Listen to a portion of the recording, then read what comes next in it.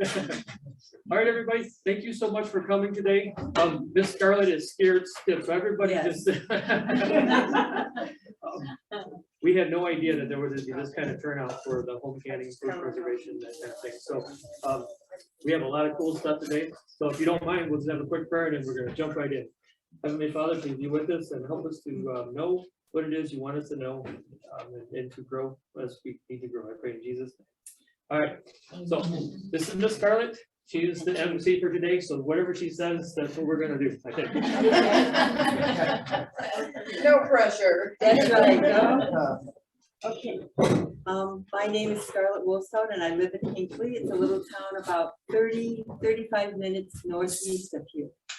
So, but it is nice to see people that are interested in preserving our food. We know the times we live in, and so we have an idea that this might be important. So I'm glad to see that we're here today. We have 4 presenters. So after me, then Jennifer will do water bath candy, which is similar to this. And then Kathy's going to do the dehydration. And then Christy's going to follow up at the end. And she's going to do 2 things. She's going to do the dry candy. And she's actually going to do vacuum sealing, which we didn't put on the website. So I'm glad that she's going to do that. Okay, so I'm a mom, a grandmother. I've been canning for a number of years, but I didn't learn canning from my mom. So we grew up, we were 5 kids, we worked in the garden, we did all that, we got the food ready for her, we washed and cleaned. But then when it came to actually putting it in the canner, she was fine with doing that herself. So we would go someplace else and she would handle that part of it. So when I got married and had kids, I honestly did, even though I had been around canning all my life, I honestly didn't know that part of the process of putting it in the canner, which is the scary part, right? So, but I hope nobody goes away from this scared of canning, because it isn't really that scary. It's not hard. I know we've all heard these terrible stories, but so anyway, so why do we can? Why do we go through all this work to grow a garden and get our food? We have to have some really good reasons, or we're not going to keep that up when it's 90 degrees hot outside and we're out in that garden. And these negative thoughts come in our head. Oh, everybody else is out there having fun and I'm working. Is this really working? And then this thought comes into our head. Well, I can just go to the grocery store and I can buy those cans of food and it's a lot easier and a lot cheaper. But we keep doing this because we know the quality of the food and we know the freshness of the food. And that makes a lot of difference, I think.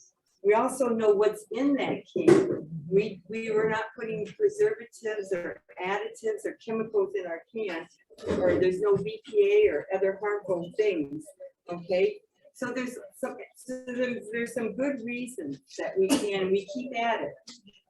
But when I was probably in my early 20s and started having my family, there was one other reason at that time I started canning. The church I was going to talked a little bit about prophecy, and they said from Revelation 13:17 that there was going to be a time coming when we would not be able to buy and sell. And I remembered that, and that's about all I knew about prophecy. It kind of scared me, so I thought I'll just let my husband figure that out. And so for the next probably 20 years or more, I didn't hear anything about prophecy too much. America seemed to be prospering, we were all doing good.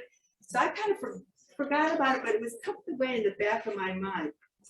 Then about 7 years ago, this is my other reason why I keep on canning. About 7 years ago, God brought me into the Seventh-day Adventist church. And they have a very strong health message. And that is a message that God has given to all the world. And we call it the eight laws of health, or principles of health. And to me, those have become very important, because if I had known those 8 laws of health when I was younger, and about 45, and my thyroid started giving out, I would have maybe done a little bit better and went a little bit different route. So that's another reason why I can.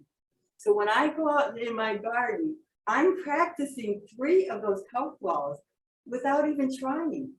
The first one is fresh air. I'm getting fresh air, and there's oxygen and everything I need. I've got, you know, all these plants in the garden, and weeds and grass, and so I'm getting the first principle. The second one is sunlight, and we all know how important vitamin D is with this virus, that we keep our vitamin D levels up. So the sunlight helps with that.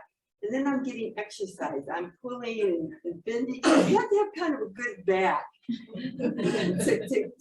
garden, because you're doing a lot of stuff. And then the fourth one is nutrition. Again, we talked about the food, the quality of the food, the freshness. You just can't beat it when you grow your own garden. But the fifth one is the most important, and that was trust in God. When I put that seed in the ground, I have to trust that God's going to bring it up, and that I'm going to get enough water and things that that little seed needs to grow that. And we know that there's places in this world that aren't getting enough water and that are having a hard time. So that's the next one. The next principle is water. I needed to drink more water. That doesn't have anything to do with the garden, but I needed to drink more water. The seventh one is rest. I wasn't getting enough rest. I had 8 children, and it was a lot of work, and it was hard. And then the last health principle was temperance, and that's moderation in everything. The good things that we do and eat and everything, and then the bad things, we need to cut those out and be moderate about everything.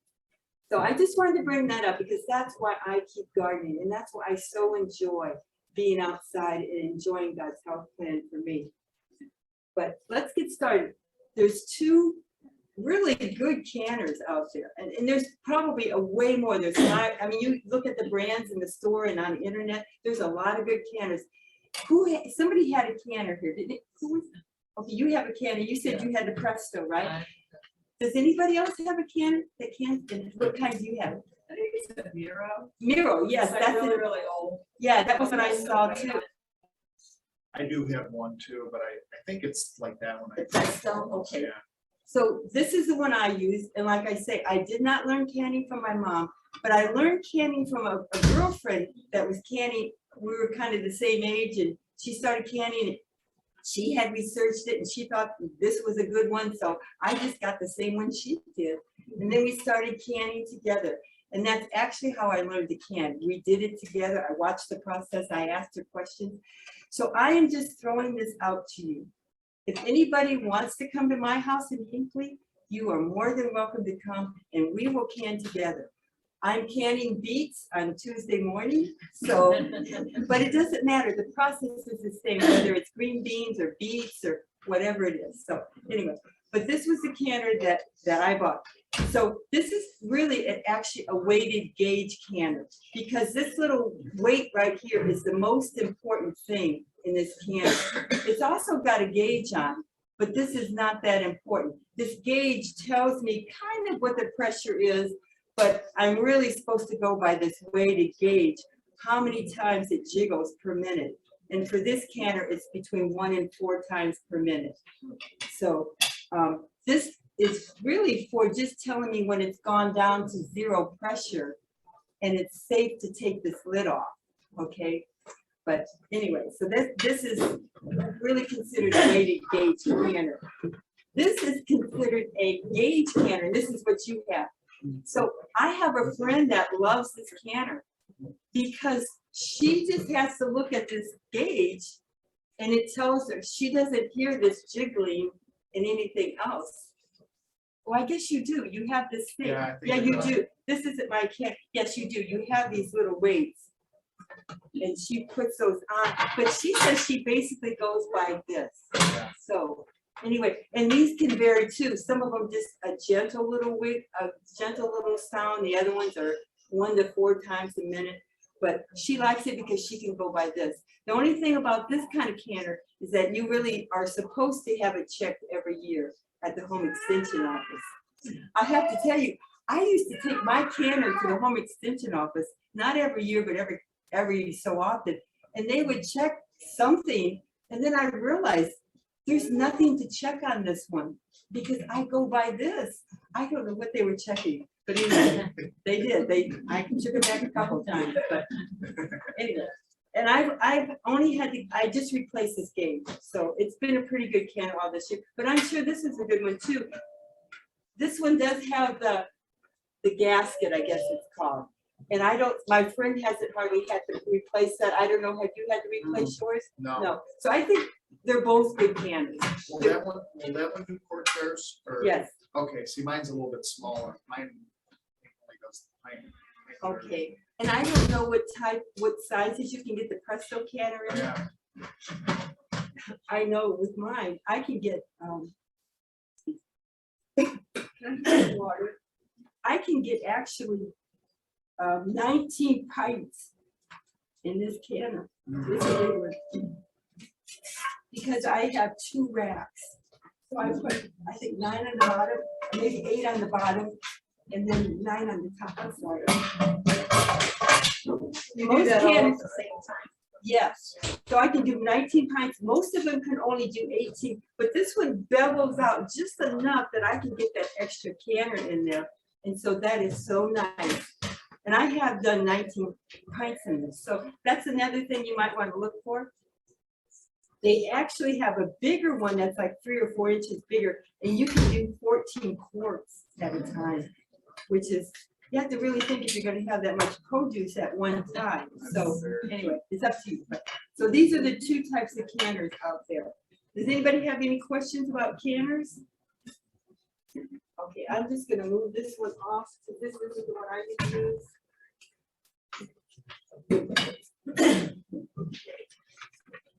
Okay, let's just talk a little bit about equipment. So the first thing you want to do, you want to have all your equipment out there so you're not running here and there, and it's going to be a fun experience if you get everything out before.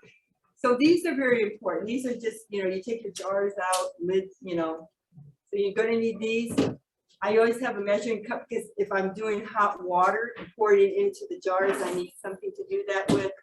Everybody probably has seen canning lids and canning rings. They come in 2 different sizes, regular and wide. I'm going to have my salt and my teaspoon out if I'm doing green beans or beets because I need to put a teaspoon of salt in.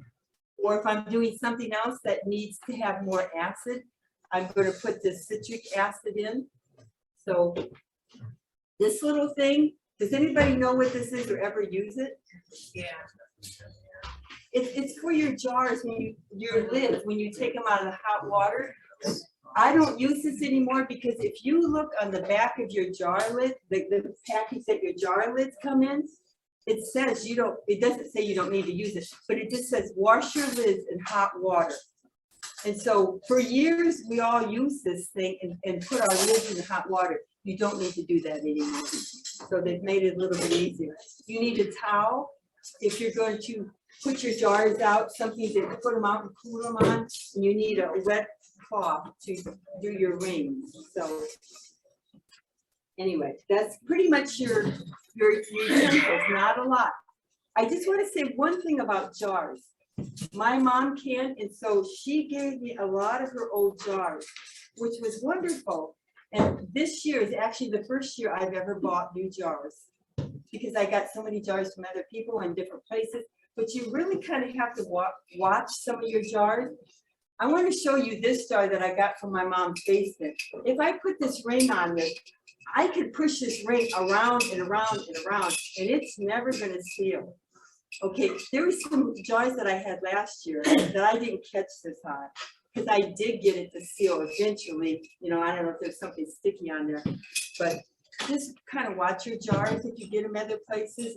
You can do that. But I just want to show you something about these jars. If you put up a regular canning jar and it's going to have some kind of ball or cur or some mason or whatever on it, you know that it's a canning jar. These jars or Miracle Whip jars or whatever you have, it's going to be different. If you look at the rims on the top, you can see that this rim is narrower than that rim. So that's kind of another way to tell this is not a good canning jar.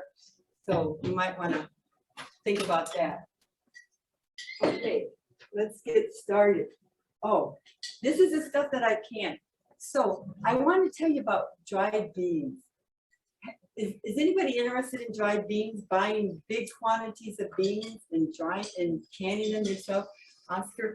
Okay, this is kind of really cool, and I had to learn the hard way about this because I couldn't find a recipe that was precise. Put this amount of cups in and soak them. It said like 3/4 of a pound or something, and I tried that. I thought it was just a cup, and my jar only filled up half full. So I had to kind of experiment, and I did call several home extensions office, and they weren't quite sure either. But okay, so this is, and I think I put that on your paper. If you're going to do dried beans, which is wonderful, you're going to put a half a cup of beans in your jar. And then you're gonna, if you're soaking in your jar, you can fill this jar up, and it takes about 3 cups of water, and you can let that soak. Or you can just throw all your beans, which I think is 7.5 cups, in a pot or a big, you have to have a pretty big container. Put some water in and just let them soak all night. But you're gonna soak those beans. And this is what happens when you put just that little bit of beans after it's been soaking. Isn't that gonna fill that jar up nice? It really does. It's amazing how much those beans absorb. But you're gonna wanna know how much liquid's in that jar. And it's about 1.5 cups of liquid, because that liquid is important that you put that back in. And we'll talk about that in just a minute when we talk about the different methods of canning, or yeah, different methods. Okay, on your sheet, I just want to go over a few things before we start out. The terms, it says pressure cooker. That is, this is also a pressure cooker. I'm not sure about that. I kind of think that's a pressure cooker too. Yeah, okay. So you can actually cook your food in here without jars. You're just gonna throw a roast or some meat or whatever you're cooking in the bottom of this and cook it up. So you can use this as a pressure cooker, okay? That is for low acid, okay? And then a pressure canner, which is how we're gonna talk about it today, that's gonna cook, it's gonna sterilize, and low pressure acid foods in jars for future use, okay?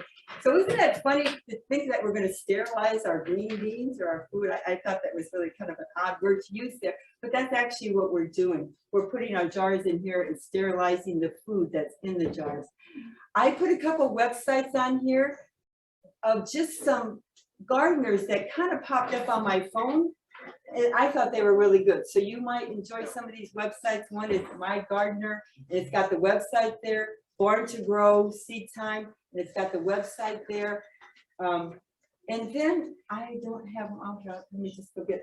There's 3 catalogs that I like to use too for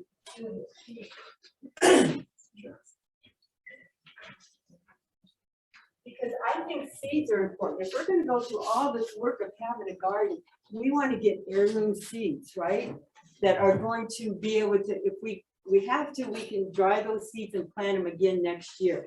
So I've listed three good catalogs out there, and you can look at these 2 here. Just don't take them, they're mine.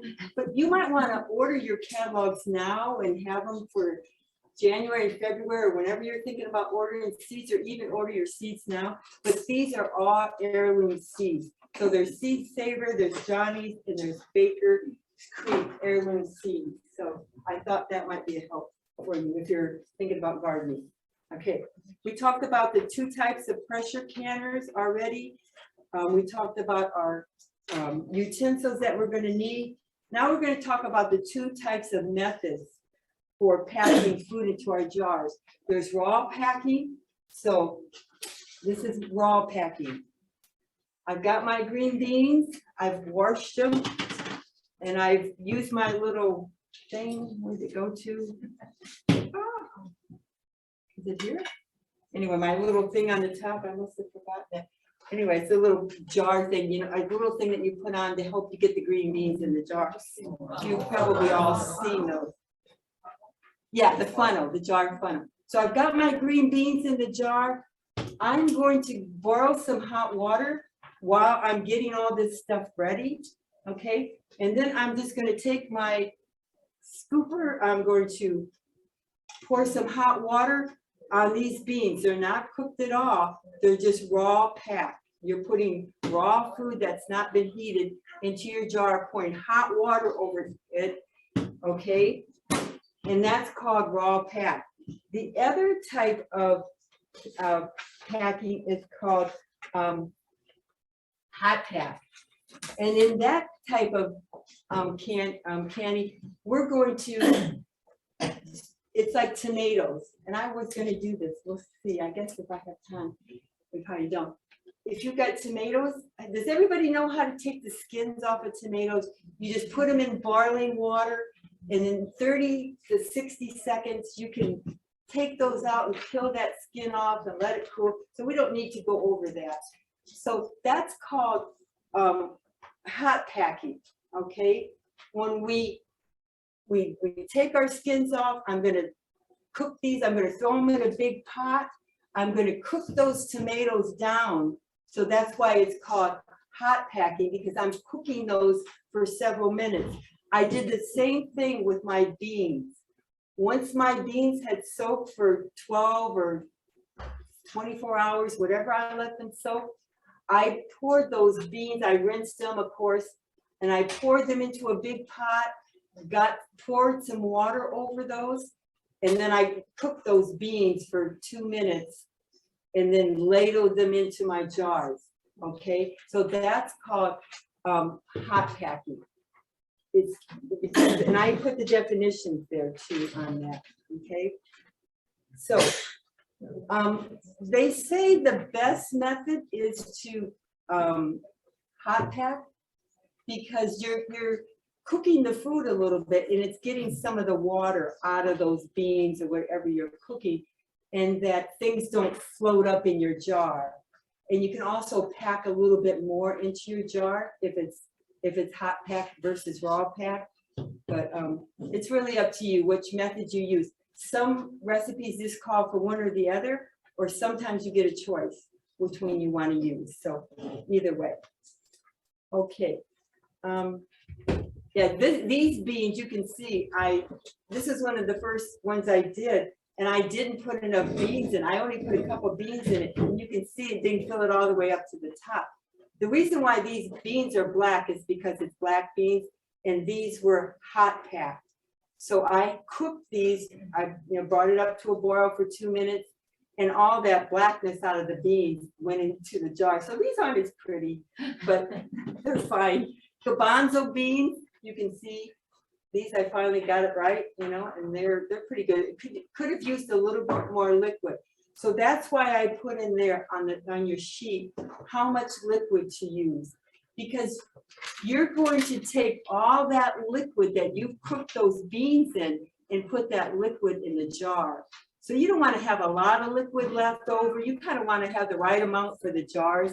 So I put that on there so you wouldn't have to guess about that.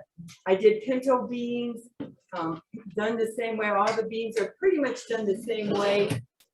The green beans were raw packed, so I just put the hot water over the green beans. These were done the same way, black-eyed peas.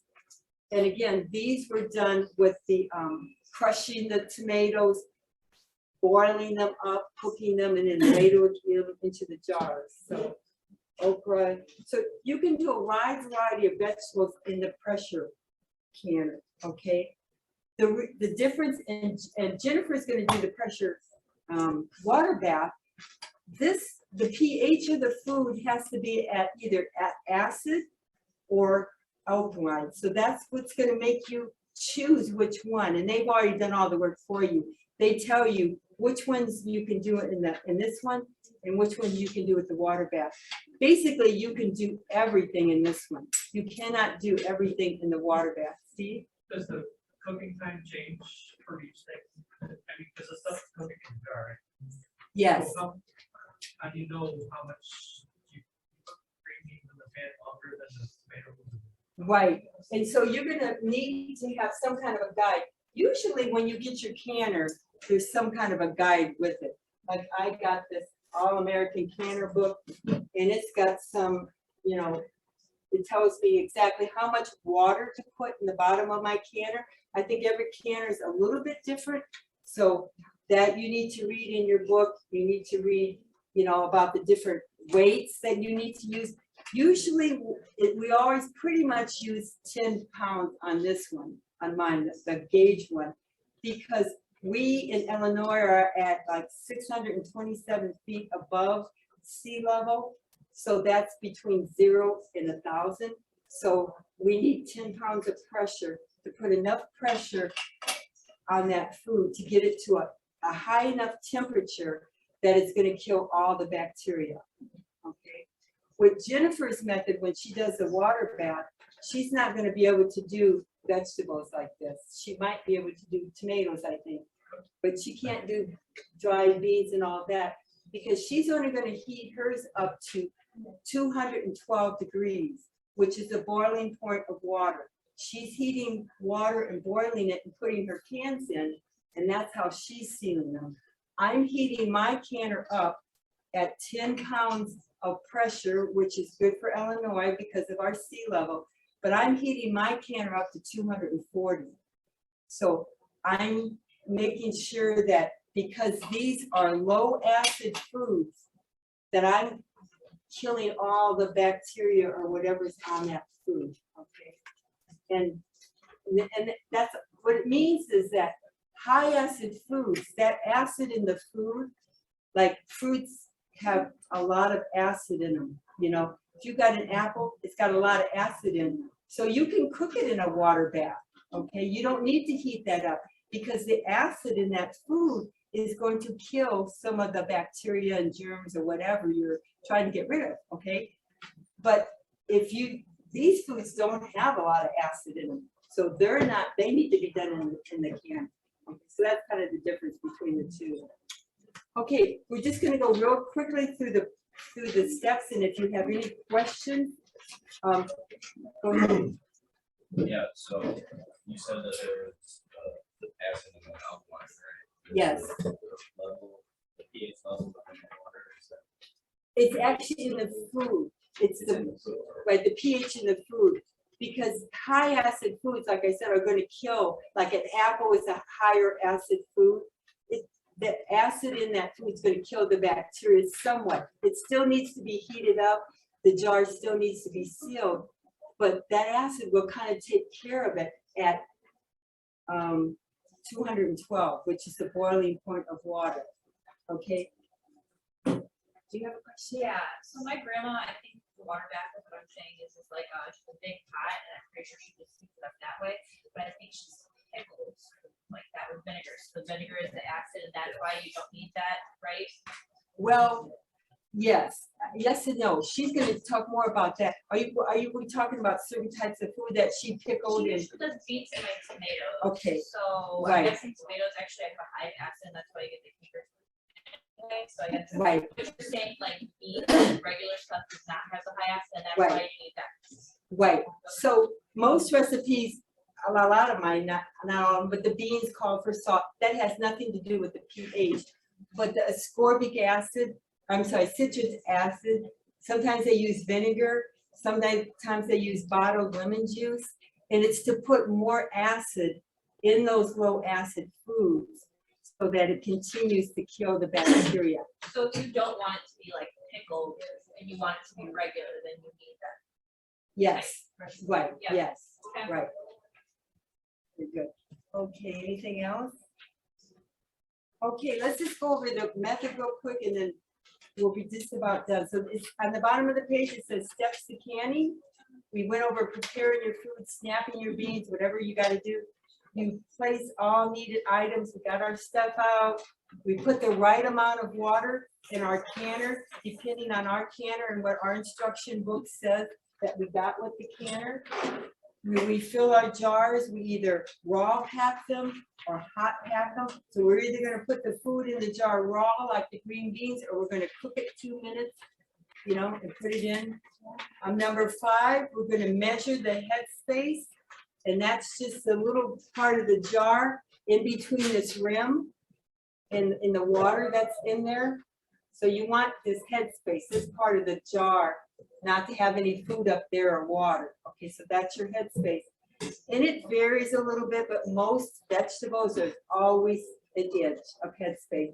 Sometimes it could be a ½ an inch, you can fill a little bit more, but your recipe or your canner book will tell you that. Whatever you're going by for the temperature will tell you that. Okay, you're gonna remove the air bubbles You're gonna place a non-metallic spatula or something inside the jar to get the air out of the, in between your food, your green beans or whatever. They tell you not to use something metal because it could scratch the jar and then it would make it more susceptible to breaking in your canner.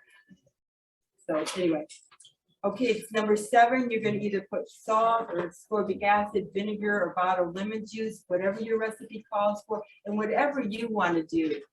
I prefer one over the other, but you might like vinegar or you know, whatever you like, you know.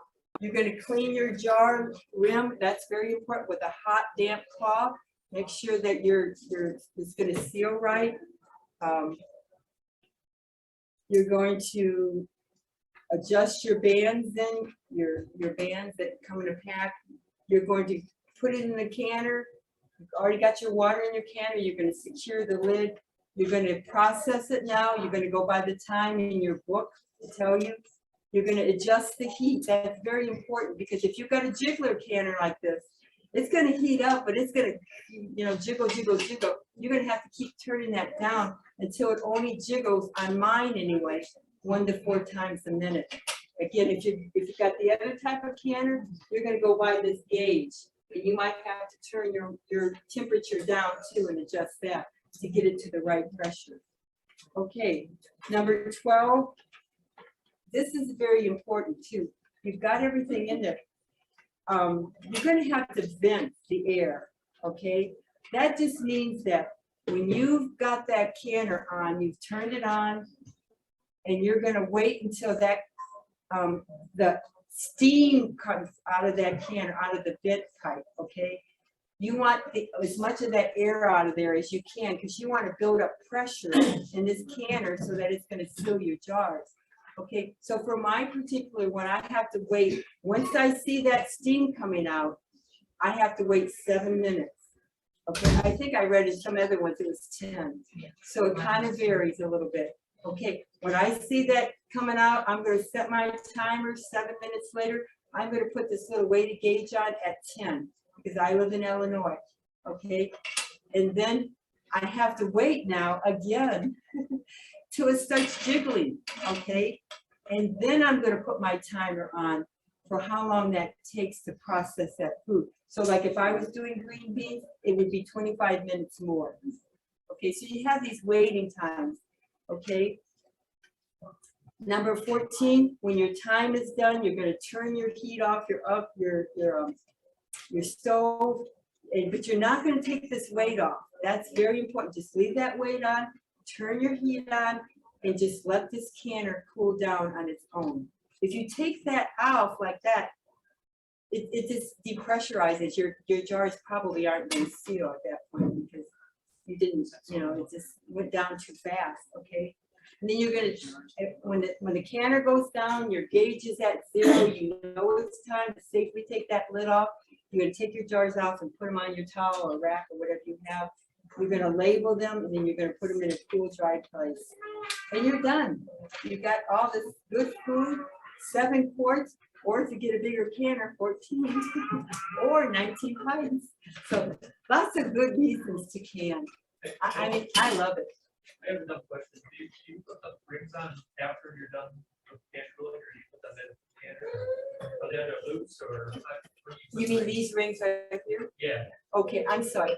When after you've got your green beans in, you've poured the hot water in, okay, you're raw packing, then I'm going to wipe my rim off. I'm going to make sure it's clean, and then I'm going to put the lid and the rings on. Okay, tight. And I've got my salt in the bottom. You're going to follow the recipe, so you'll get up. I'm going to put that in my canner. Okay. So the pressure will come out with that ring tight? This ring, yeah, it needs to be tight. But it'll come out without. Okay.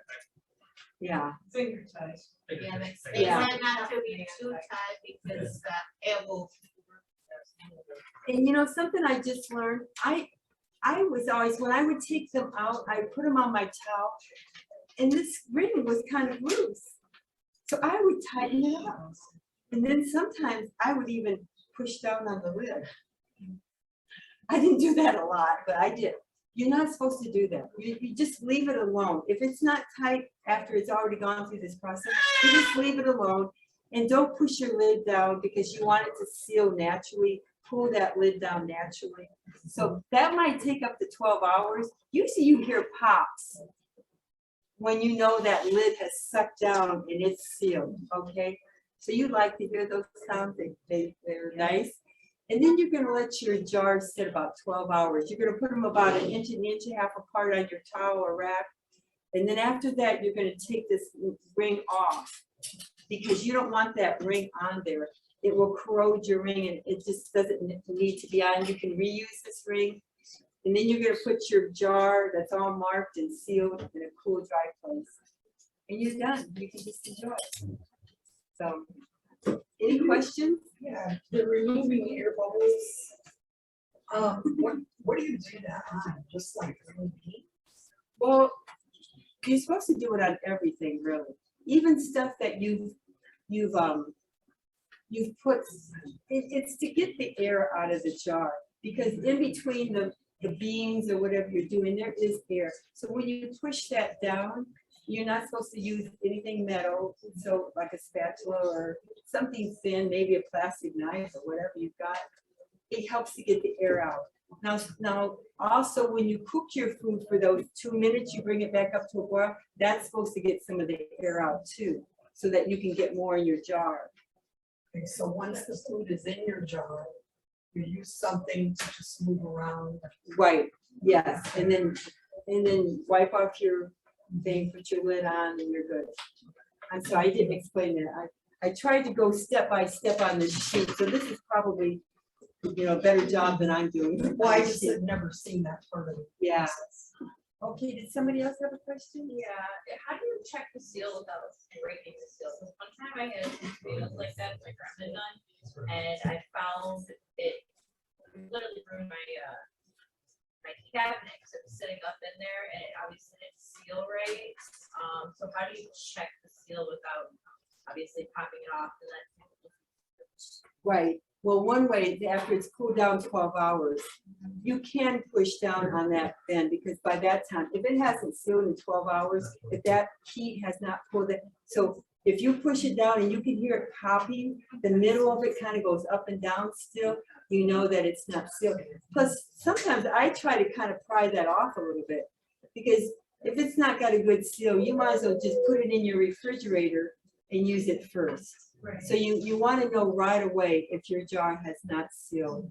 So, okay, any other questions? Somebody else I know used to say they take a metal spoon and take it on the top and they hear a difference between a sealed jar and a non-sealed jar. I do what you did, what you said. Yeah. Yeah, that might work too. But the best way is to know if this is not pushed down, if you can hear it popping up, that's the best way, I think. Okay. When you use the pressure canner, what's like the longevity of the food?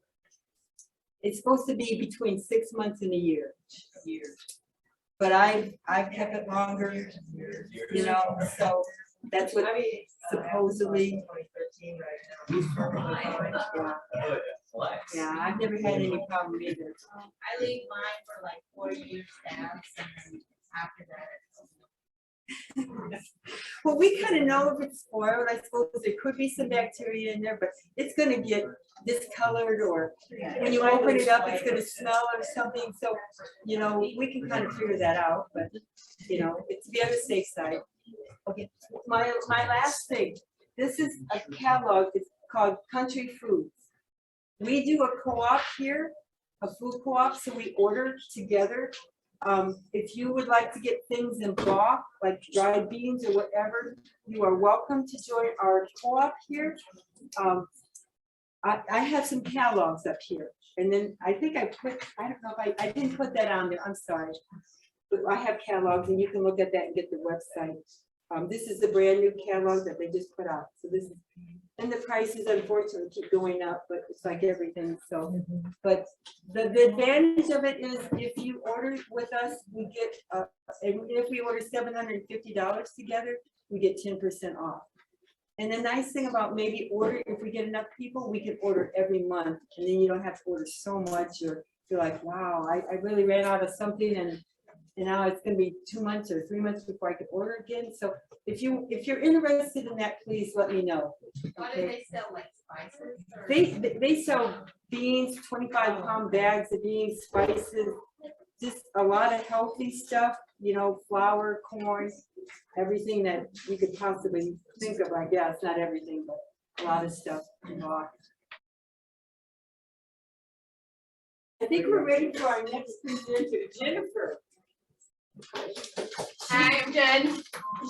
She's gonna tell us about water bath. Right. And I'm gonna just kind of expand a little bit more on what Scarlett told you. First and foremost, the most important thing is sanitation. I do it when I start my jars. I will wash them in hot soapy water, rinse them, put them in my dishwasher, send them through the complete cycle, heating included, and then leave them in there until I'm ready to use them. Also, before I pack them, I will dip them into boiling water, put them upside down so all the moisture drips out before I start with my candy. Same thing with your lids and your rings. You're gonna wanna boil them consistently as well. Now, I'm a little bit ghetto. I do not like pressure cookers. My mother had a horrible experience when I was a kid, so I don't use pressure cookers. This is a tamale pot actually, and I absolutely love it because I can do pint jars, I can do quart jars in it. And the most important thing that I found is I'm not putting the jars directly on the bottom of the pan. I have something I can take out. And that I found has made it to where it's more even around the jars. You disperse your heat a lot more and your jars will seal almost every single time. Now, I usually, this is the first thing I get going before I start canning, so that water is at a nice rolling boil, a low rolling boil the entire time. If you need to add water to this, make sure you add boiling water to it before you put your jars in. Don't try to add it when you put your jars in, otherwise your jars will not seal properly. I have to do a taste test. This is applesauce that I made September last year. I just cracked it open when I got here today. What? No, not 2013. This was actually last year.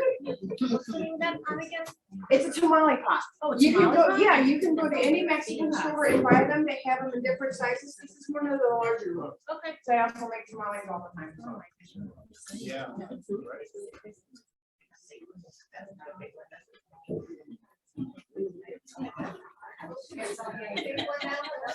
There we go. Yeah, I grabbed another. There's no one up here. Now, it's been a very long time since I've done vegetables. Vegetables usually aren't really conducive for this kind of pot because it doesn't get the heat that you need to really cook the vegetables completely. Now, I found that with most fruits though, applesauce, preserves, I do peach halves, anything like that. Typically, I do 15, 20 minutes for a pint jar, 20 to 30 minutes for a quart jar. And then you're just gonna take them out, let them seal, and you'll hear that pop. It's almost within half an hour or so. Trying to think what else I was gonna say. I found a lot of the times that when you're doing jams and you're doing preserves and you're doing applesauce, you're cooking that before you put it in your jar, and that also helps facilitate with the sealing process. Now, you're gonna wanna make sure there's really no sort of condensation or liquid around the mouth of your jar. You wanna make sure that's completely wiped off. Anytime you feel it, spill it, wipe your jar off with a wet rag and then a dry rag before you take your lids out of your boiling water and put them on your jar.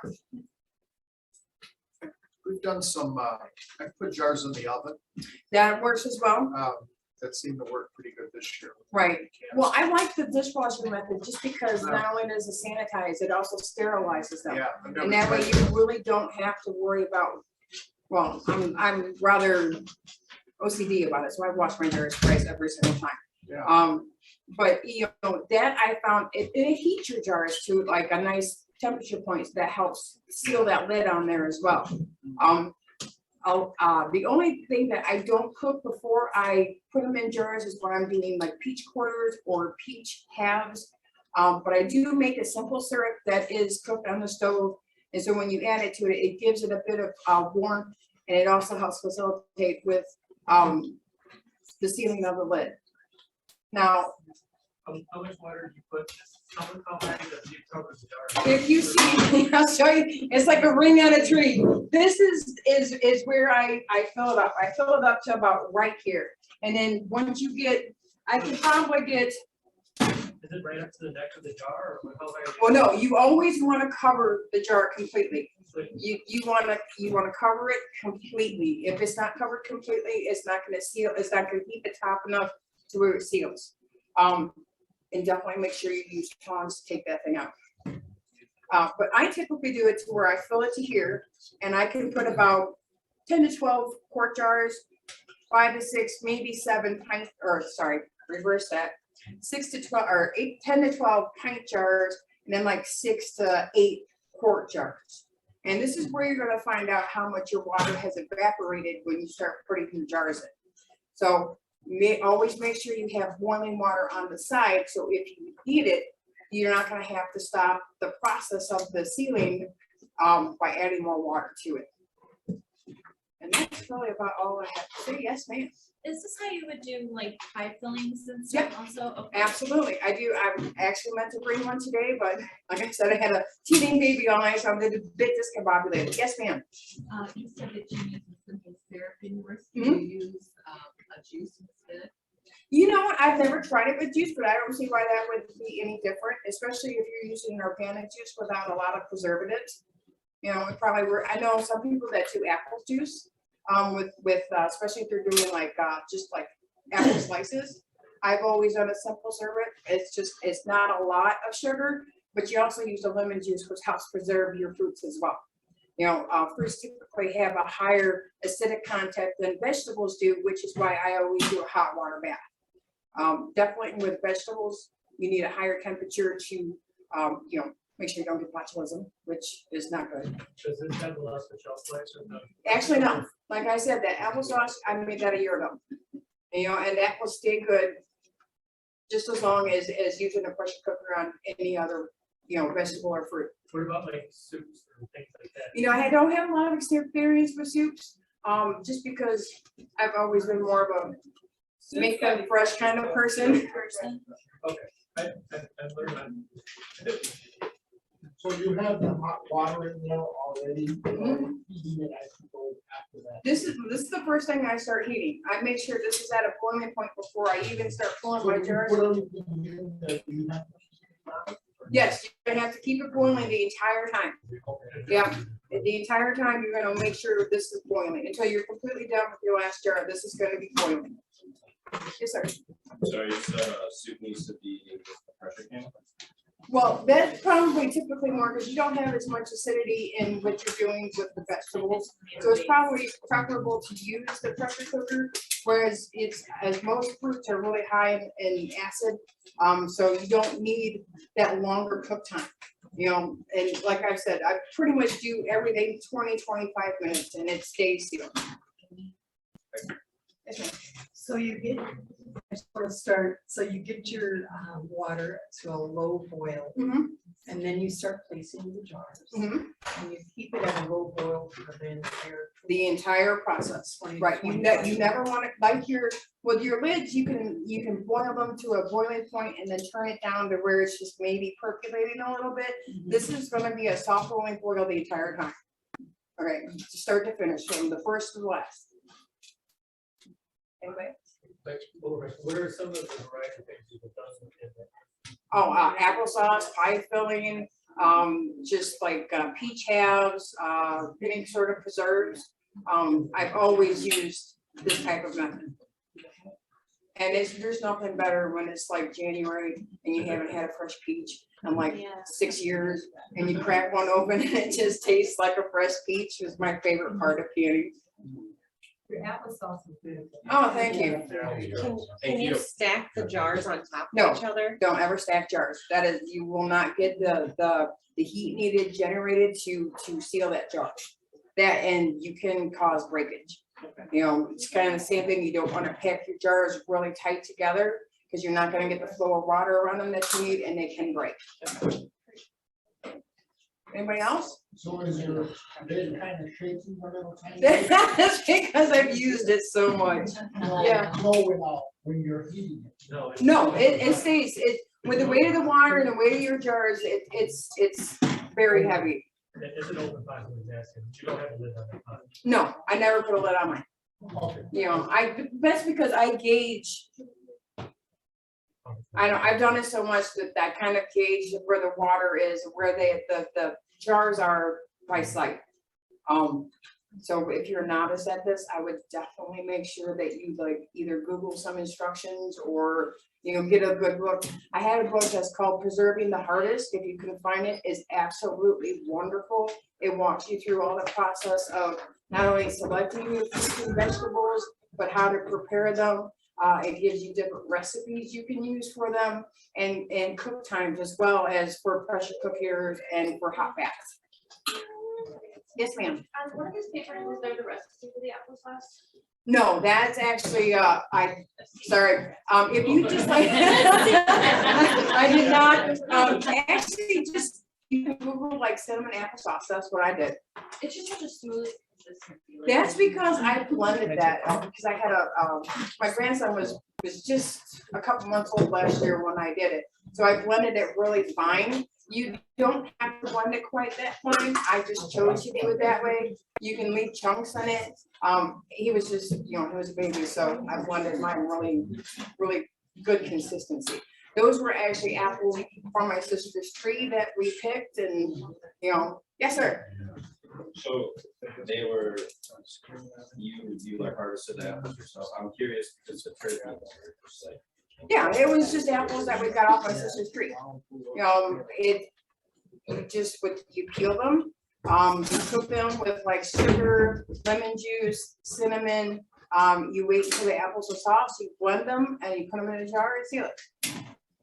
And it sounds a lot easier than it is, because trust me, when you sit there for like 5 hours peeling apples, yeah, you're really done. Does the water supposed to cover the lids? Yes, you want it at least half an inch over your lids. Do you know what kind of apples they were? Like, They- were sweet apples or? Honeycrisp, they were Honeycrisp apples. I had to think for a second what they were. But you know, Red Delicious or Golden Delicious would probably make just as good of an Usually Amstella. Right. Well, any sweet apple, you know, that, well, not, because Honeycrisp has a little bit of a tang to it, which is why I like them. But they cook down nicely to where they become soft. I'm sorry, Miss Hannah. She answered my already. Okay, that works. Yes, ma'am. I forgot what you said. Once you remove them and put them on a towel, about how long is it? Usually as soon as they start cooling, you'll hit them pop. Yeah, and then you want to give it a full 24 hours so they're completely cool. And then just go and push the center of each jar.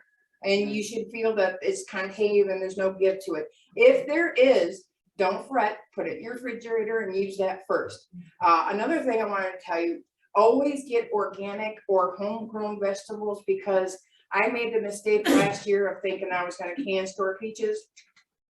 They dye them. They're very hard. There's no taste to them. And I would just really recommend not using anything like that.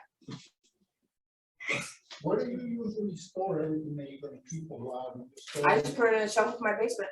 Really? Yep, I grab one out when I wanna use it. You just store it in the fridge too? Oh, you can open ones, you can throw in the fridge, or ones that don't seal properly that you're gonna use first, put it in the But fridge. even the sealed ones, someone's coming out of the basement. You could just put them in a cabinet, you know, anywhere you would keep like, you know, cans or jars. Cooled and dry and dark was probably best. It'll help maintain that shelf life, but it doesn't have to be. Any other questions? Ever done sauerkraut type of thing, not candy, but.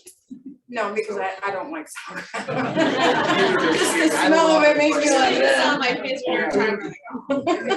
I just did 12, I got 12 pounds going right now. Yeah, sauerkraut I've never done just Oh, really? because I just really don't. It stinks, it skins it, it's awful.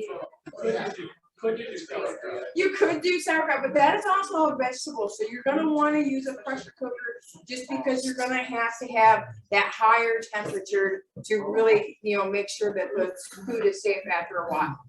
You have a question? Yeah, how, so if you recommend us like buying or usually they have less, pesticides and sprays less, like, they have less preservatives.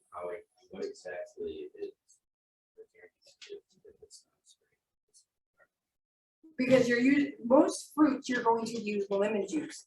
And that adds enough acidity to it, enough of a preservative to it, that it maintains that freshness until you use the product. A lot of store-bought apples cover it with wax. And that kind of, if you want to use an applesauce where you have a bit of peel in it, it just does not taste right. You'll get a film in your mouth and it's rather disgusting. Yes, ma'am. This is the one I have. Yeah, preserving the harvest. That's exactly the book you kind of want to get, yeah. Preserving the harvest, and I wish I could have gotten my copy. Does it have an author? I forgot, but you know what, an old Guy Petty Cracker cookbook, you can find them at like, Goodwill or anything like that. They have a really good canning section as well. And it helps you with measurements, cook time. It gives you like, again, some simple recipes that you can use. And a lot of the recipes I use, like when I do my jams or my preserves, I just use Surja. And there's it gives you like just the amount of sugar that you're going to need per batch, and then I think it's just Surja, sugars, and some lemon juice for most preserves that you do. It has fruit pectin. Oh, I was gonna ask you, are you selling a kosher organic pectin? Is that kind of the jam? And where do you get it? Well, Surja, I think it's tapioca starch or something like that. It's usually what I use. It's a fruit pectin, and that's what I use for all my jams and jellies. Is that a brand that you're talking Yeah, it's a brand. It's SURE, then JEL, Sure Gel. And I was gonna bring a box and completely forgot. Grocery store. Right, well, and especially this time of year, there's a lot of little farm stands. There's one just down the road that I know about. There's some in the south side of Ottawa, and usually this time of year where they're really trying to get rid of a lot of their vegetables before the fruit starts, and so you can get a lot of it at a discounted price. Are there any other questions? Yes, ma'am. I just want to say, I use the blue ball blue book of canning, and basically anywhere they sell canning supplies like Home Hardware in Ottawa, or Farm and Fleet or whatever, they have this book, and it's like a sea cap book. It's a soft bound book, and it gives you step-by-step instructions on hot water bath, pressure canning, dehydrating, freezing, tells you all the precautions. So if you've never canned before, get one of those books and read all the details. Right, and that's kind of like the preserving the harvest too. It walks you through it from start to finish, and that's why I like it. And it goes through like every single fruit and vegetable. So you have, it tells you both. Yes, Robert. I do have that book here that she's talking. Okay, you do? Okay. To look at it. Yeah, okay. That's awesome. Yes, ma'am. And what happens when you're going through and you can see that you're losing water because of the steam? Always have boiling water So ready. you can just add. As long as the boiling water is, anytime you yeah, as process. long as your water is boiling and it's the same rolling boil that you have in this pot, you're gonna be fine. Okay, that so way is it that doesn't- a normal thing that you? Oh, yeah, because Okay. you lose a certain amount of water to Yeah. condensation. Because this can be boiling the longest, just to be ready to crank down your air in your house because your house will be hot and humid for about 2 days. But yeah, as long as you're adding boiling water to it, so it doesn't have to stop the cooking process to heat that water up, it's fine. That was another issue with lids last year. The ones that come in from China, they said they're really bad. And if you water with bending, they're not sealing. Oh, see, I did not know that. Issue with those. I bought a brand that it was not whole brand, And they did that, the lid was really thin, paper thin. And some that you order from Amazon or online, they were the same issues, the lids were really thin. Right, well, I usually typically always try to do Ball or Mason or Kirk. Yeah. Because those are products that have stood the test of time, and you know that they're gonna seal about 99.9% of the time. You go through so much trouble to do it. Right, and you wanna make Why sure it not? seals, yeah, Yeah. absolutely, and you know, it costs a little bit more, but it's, in the long run, you're gonna, you know, save yourself. You can, just make sure that they're washed, and that, after you wash it, there's no defect in the ring, plastic around it. And then, just when you use it again the next time, make sure you oil it, and then that ring becomes soft. I reused it probably 3-4 years. Yeah, I'm talking about not the rings, the lids. Yeah, I reuse my lids. As long as there's no defects, Right. yeah, as long as there's no defects in that lid, when you use it, you're gonna be fine. So Kathy is our next presenter, Kathy Redmond. She's from Sheridan, so she's right here. So if we have any questions, we can ask her. She's gonna do the, yeah, that's right. She's gonna do the dehydration. Okay, so thank you, Scarlett. Welcome.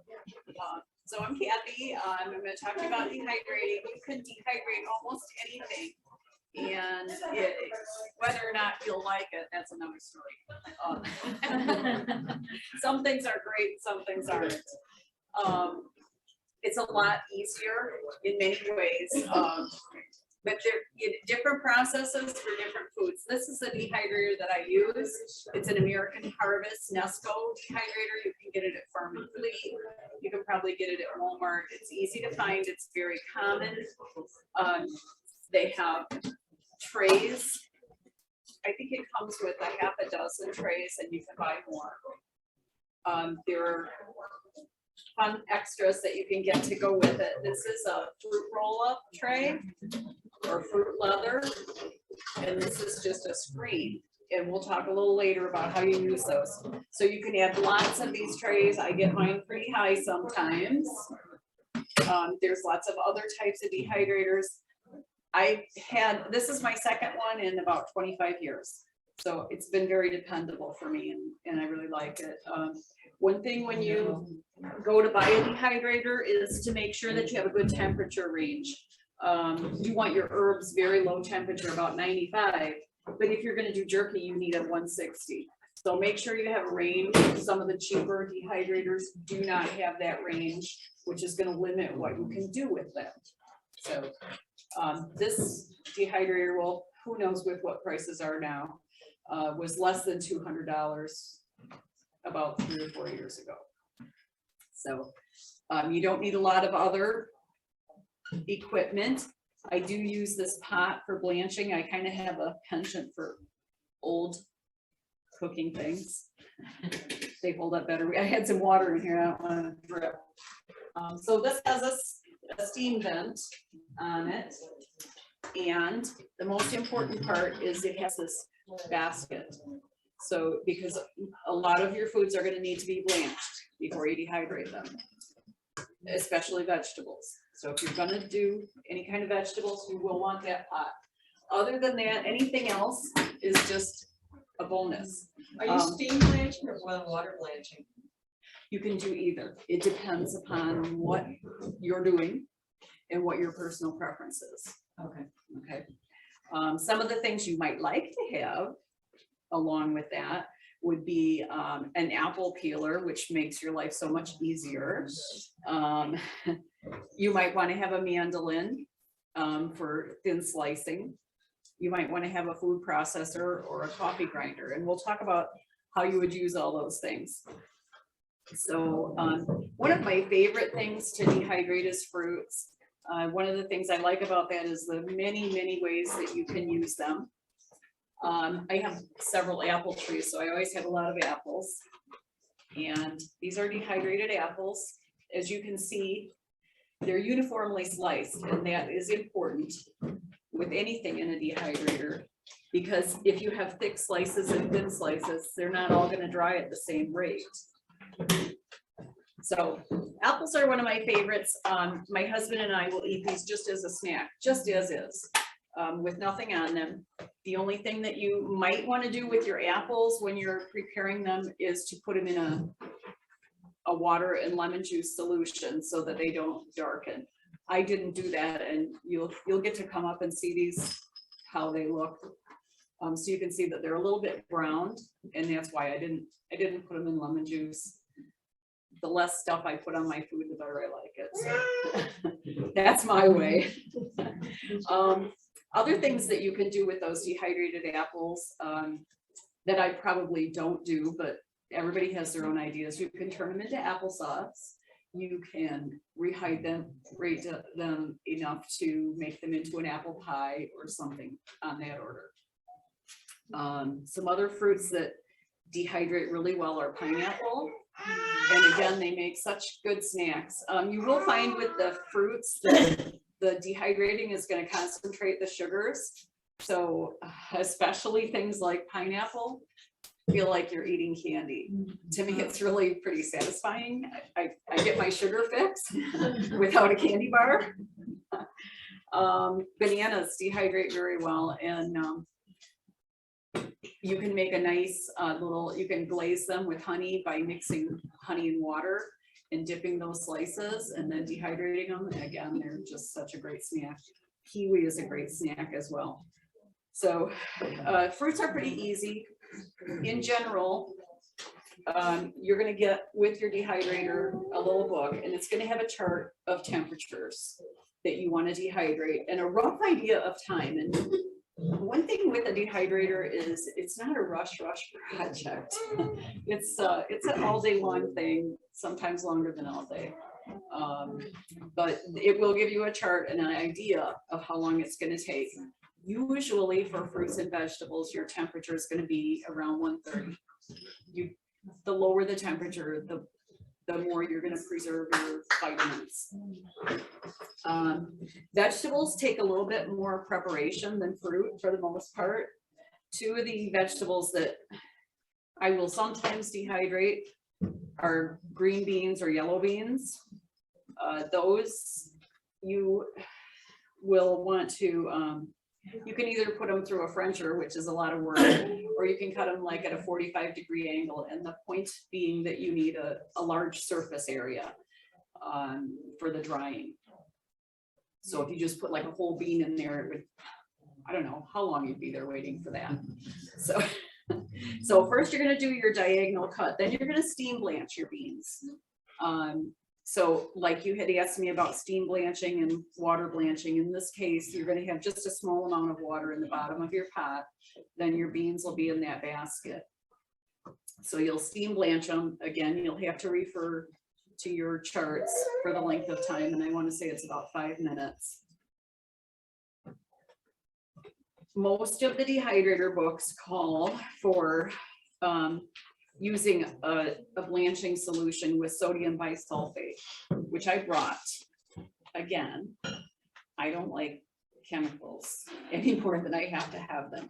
I do them without this with a good result, but if you want to follow the rules, you can use this. It's mostly to preserve color, and color isn't as important to me. So it's a choice. You can buy that online. You can find it pretty easily. I have a quick question. Yes.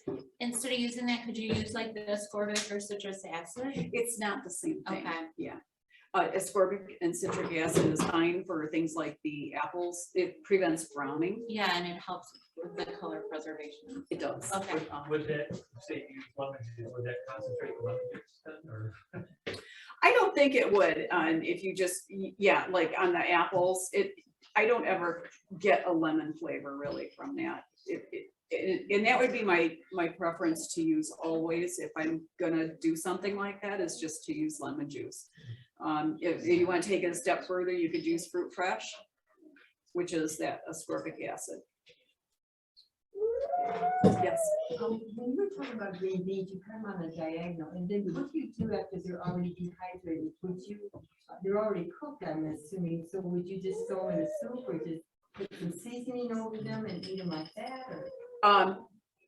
Okay, so they're not really, well, they're just like when you freeze green beans, they're par cooked. They are not fully cooked, but they're cooked to the point that you've changed the cell structure. So you do need to still continue to cook them a little more. I personally would not make myself a side dish of dried green beans. They're not that good like that. I would, if I want my beans like that for a side dish, just a vegetable, I would prefer to put them in the pressure cooker or to freeze them. I would prefer that texture. But the dried beans, and the reason, one of the big reasons that you want to dehydrate is just your storage space. Not everybody has enough room to keep that much food in their freezer or in their pantry. So you're talking about less than a quarter of the space used when you dehydrate. So you do have that advantage. Another advantage that I find to the dehydrating is we eat a lot of soups. And that's where the dehydrated vegetables are really good. And I brought a sample so you can get an idea what that would be like. That's where they're good. If you're going to have dehydrated vegetables, you probably need them in a sauce or or something like that. Something that's going to help them. Not to just feel chewy and dry. Some things are great dehydrated just as is, but some are not. So yeah, dehydrating green beans is not the way to go for your everyday meal with a side of green beans. Not how you want to use them, quite honestly. But if you're like me, sometimes I'm to the point I have so many green beans in freezer bags and I have them everywhere and there's still more. And even the chickens don't want them anymore. so I dehydrate them. It is a little labor intensive. How long do you soak your apple slices in? Only as long as it takes me to have my racks full. I don't want to leave them in there very long. You don't want to leave anything you're going to dehydrate soaking in water for very long. Yeah. So yeah, with the beans, there's one additional step with the green beans that I haven't seen with any other vegetable. And I did find it to be interestingly useful and made them turn out better. And that is after you've blanched them, freeze them on the trays. Put them on your trays, let them be, dry on there, and put them in your freezer till they're hard. And then put them on your dehydrator, which will give you a nice air conditioning effect for a short time. I don't know why that is. I read it and I thought I'd try it and it did give a better result. And I can't explain it. I can only just tell it. And I've never seen it for any other vegetable. Carrots have a little different preparation as well. And they're great for soups. Honestly, the only reason I would do this is to make a dry soup mix that you can store that's already mixed, because you always want carrots in your soup. But it's a lot of trouble, and carrots are so easy to store in other ways that I wouldn't do a lot of them. You can slice them about 3/8 of an inch. You again steam blanch them. Again, they recommend the sodium bisulfate. I skip it. And then you dip them in a solution of 2 tablespoons cornstarch and 2 cups of water. Somehow that is supposed to help preserve the vitamin A in them.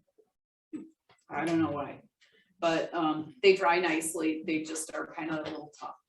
I put them in my soup. You're gonna get to sample all those things. You can sort through and find all the different vegetables.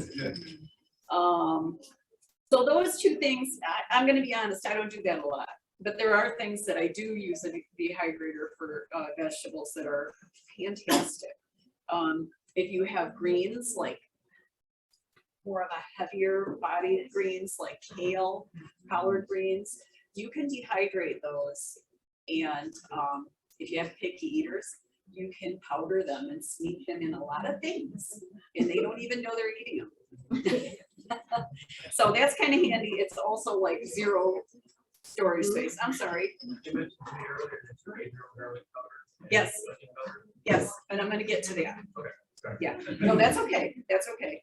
So the greens, yeah, if you have a lot and you want to take the time to do it, it's simple to do. It's just a matter of wash, put them on there and fire it up at about 130.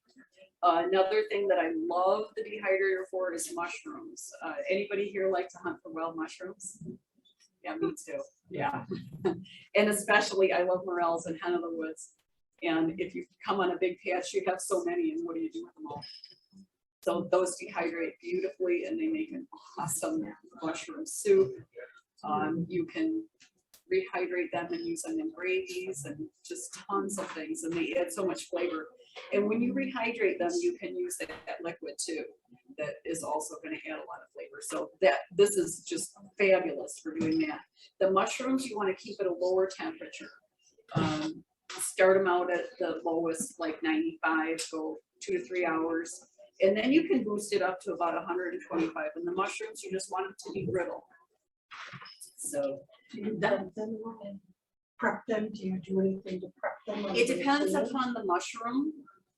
With a wild mushroom, I usually will wash them because they're buggy. Right, you don't like blanch or I do not blanch them, just wash them, make sure they're clean and good and dry. If you were gonna do like button mushrooms, the kind that you get in the store, I probably wouldn't wash those because they have that spongier texture and they're gonna absorb the water. So I would probably just wipe those with a paper towel, maybe a damp paper towel. So then we get to the garlic powder and the onion powder, and this too is just one of my favorite things to do. If you grow garlic. So for the garlic, you want to peel the cloves and slice them. Take your little dehydrator and put it in the garage or put it on your porch because it will stink. You cannot bear it. So you don't want to do it in your kitchen. When your kids come home, they'll ask if they can stay overnight with friends. It's very stinky, but it's worth the trouble. They say 140 degrees for 2 hours and then 130. It does take a long time, even thinly sliced, it takes a long time, but it's so worth it. You want to make sure that it's very crisp. I then do that powder in a coffee grinder. I've tried a lot of food processors and the containers are just too big and they don't do as good of a job on powdering. So I put them in a coffee grinder and just roll them around in there till they turn to powder. If they turn into a big gooey ball and it's all sticky, you didn't get it dehydrated enough, and break that up as best you can, put it back in the dehydrator and go again. After you've done that once, you won't do it again. You'll remember. So you get the hang of it. Onions are the same thing, and they're a little easier than garlic. They're not so sticky like that. I don't know what is in the garlic that makes it sticky, but the onions are easier. It's the exact same process. You can also cut them up, just dice them and dry them like that, and they're just great. They're so handy when you're cooking, and you've got that there and it's fresh. Those things will clump up, and there's nothing wrong with it. The reason that you buy it in the store and it comes out so easily is it's got like a desiccant in there to keep that, and you can buy those, but I just break up what I need with a spoon. If it's clumped, it's not, it doesn't hurt anything. And then we come to peppers, and I like to grow a lot of different kinds of peppers. You can make your own chili powder. You can make your own paprika, and there's nothing like it. And I've got some up here so you guys can check out what that's like. Oh, here's my garlic powder. So you can see that it comes into a nice powder. And this is last year's. I made so much last year, I'm not making any this year. So you can do the same with peppers. You can just dice your peppers and dry them. Oh. Would you be able to put pieces of rice in it to help it from not clumping? I know you can do that for salt, but you possibly could, but then you're going to have to sort that out when you use it. True.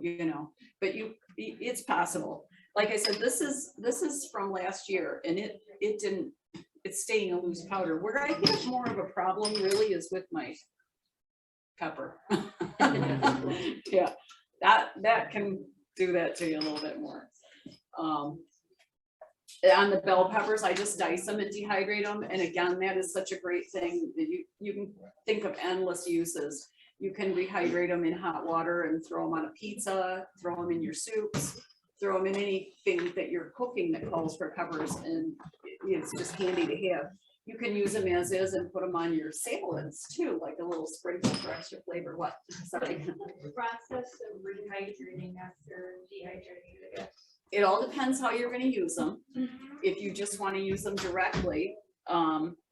And like I said, I wouldn't do this with the beans or the carrots. I wouldn't just rehydrate them and try and eat them like that. But with the green peppers, I will put them in about a cup of boiling water and let them sit there for probably 15 minutes or so. So you're not gonna have the same texture that you would have when it was just freshly cut, but it's gonna be acceptable for using in most things. I like them a lot on pizzas like that. Does dehydrating ruin any of the nutrient value of the food at all? Anytime you cook anything, you're gonna take away some nutrient value. So the lower temperatures are gonna take away less than higher temperatures. You know, your highest temperature here on this dehydrator is 160. When you're doing canning, you're over 200. So you're gonna take away less. And usually with most vegetables, you're at about 130, 135. So what's coming out of it is just simply water, it's not like. Yes, exactly. You're dehydrating the water out of it. Yes. Yes. As far as if you've got more time and you want to do it for longer, I know it's 12 or 24 hours. Could you put it at a lower temperature and just do it longer, or is it pretty much that you have to have it at a certain temperature? I think you could have it at a longer temperature, although I don't think at 130, 135, you're really destroying much in it. I don't. Now, when you do herbs, that is at your lowest temperature. I can tell you that I've had some big basil leaves in here for 2 days. I don't let this run overnight, but I'm tired of waiting for it to be dry. So, you know, there is that. It could be a really long time. And once in 20 plus years, I did have a gourd go bad and it kind of fried. And that's why I don't ever let them go overnight anymore. Especially not in my house. If I was gonna leave it going, I would have it somewhere where you couldn't start a fire overnight. So if it takes a long time, like 2 days, you just turn it off and start. I do turn it off, yes, and then start it again. It's not like some of the other foods. By the time you had it running for several hours, you've taken out enough moisture that it's pretty safe. I had a friend that used to do beef jerky and stuff like that out west, and he used to just use his oven. You can. And I'm gonna get to the beef jerky, and yes, absolutely, you can use your oven. But your oven temperature, your lowest setting, I believe, is 200. Yeah, that's what I was wondering. Yeah.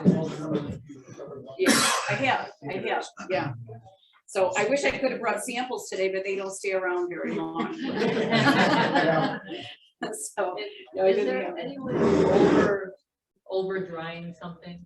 I Yes, was you trying can. to do bananas You for can. a while, and my bananas are always sticky. Well, Yeah. I think that they will always be sticky. Yes, Because yes, whether and I you know did them what? 9 hours or 12 hours or 24. They will be, and I forgot to mention that because I've only done them a few times. I really do like them, but you're not gonna get the texture like you get the store banana chips. And the reason is they fry those. Mhm. So you can't get the same result. They're gonna be sticky. And I did the same thing. I thought, well, I just leave it in here 8 more hours, it's gonna get, you know, but it doesn't, no. It doesn't. And mine, I dip in the honey and water solution. And so they're good and sticky, but they taste like banana bread and I can deal with sticky fingers. So, yeah. On the peppers, like I said, if you wanna do chili powders and stuff, for those type of peppers, like an ancho or Anaheim or a paprika pepper, those I will cook on my grill. And, you know, you've probably all done smoked peppers. You just cook them until the skin blackens. stick them in a bag and let them steam, or in a, you know, a plastic container or something, peel them, and then I dehydrate them. And that I do in my kitchen because it smells really good. So yeah, and then you can powder them just like you do the garlic powder. Another thing that is super, super useful is tomatoes. So really the best type of tomatoes to dehydrate are the Romas, or I've also done lots and lots of cherry tomatoes, because if you grow cherry tomatoes, you know that there's an endless supply. They just keep coming. And so you can just fill a tray, you know, every time you pick, that would fill a tray, and turn it on. Cut them in half, probably, right? Yeah, just have them, turn it on. When my granddaughter was little, she loved them for a snack. So, you know, you're always trying to get the little guys to eat something healthy, and that was such a simple thing. You can take those dried tomatoes and pack them in olive oil with seasonings, and they're great on salads. You can use the oil that's in there for vinegar and oil dressing. It's delicious. You can also take those rehydrated olive oil tomatoes, and I did bring recipes for those, and turn those into a tomato pesto and use it over pasta. So you can, there's just endless things that you can do with those. They're great in salads. You can put them in a food processor and kind of rough chop them and sprinkle them over salads dry.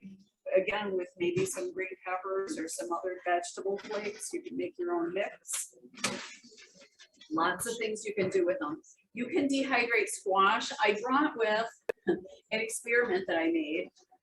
It's seasoned squash slices. Again, a snack, maybe something you could get the kids to eat, or something that can keep you happy in the afternoon when you're craving something. They're not super crispy. I got them kind of crispy. They're tasty. Yeah, so many squash, and you're like, what else can I make out of it? You say they fry the banana chips and all that, they just bake them. Would that work? Have you tried that? I haven't tried baking them, no. So that maybe, and the dehydrating, they recommend, I want to say like 135 on the bananas. You can go up to 160, so maybe it would make a difference to dry them. Maybe the squash chips also that you said. Yeah, you can do those in an air fryer and crisp them up probably. Yeah, and I'm not sure if you could do that after you dehydrate them. Possibly you could. That's what I was wondering. After they're dehydrated, maybe you could do that. Yeah. So another great use is herbs, and I grow a lot of my own herbs. They're so expensive, and not only that, they're just full of bad things. So herbs are very simple to dry, and I've got a lot of samples from lemon balm to sage, all the different types of peppers that you use as seasoning, paprika, seeds like fennel.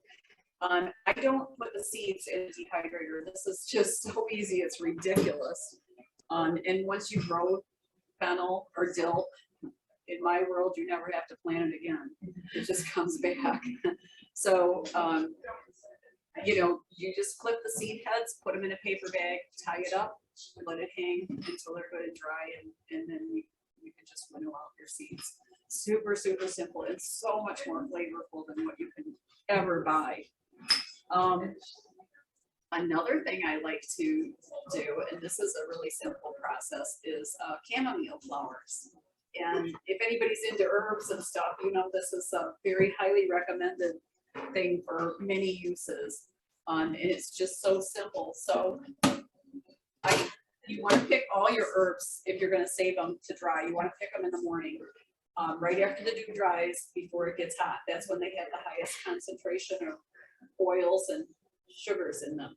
So I'll put my flowers on a tray like this, and I only brought one screen, but then I put another screen on top of the flowers, and then I just leave it to sit out at room temperature in a room that's not going to have a lot of sunlight, a darker room. We have a screen porch, and that's where I put them. leave them out there for about 3-4 days. Because the less heat you put on those things, the more the flavor and the good things that you need from them stay in. So, I think that the flowers are really the only things I dry like that. All the other herbs get 95 degrees. When you do your herbs, like your parsley and thyme, do you take the stems off first? Do you do the stems first and then dry them, or do you dry them with the stems and then? I dry the little leaf things like thyme with Yeah. the stems on. Okay, Because otherwise you'd have to put them in this, on the, yeah.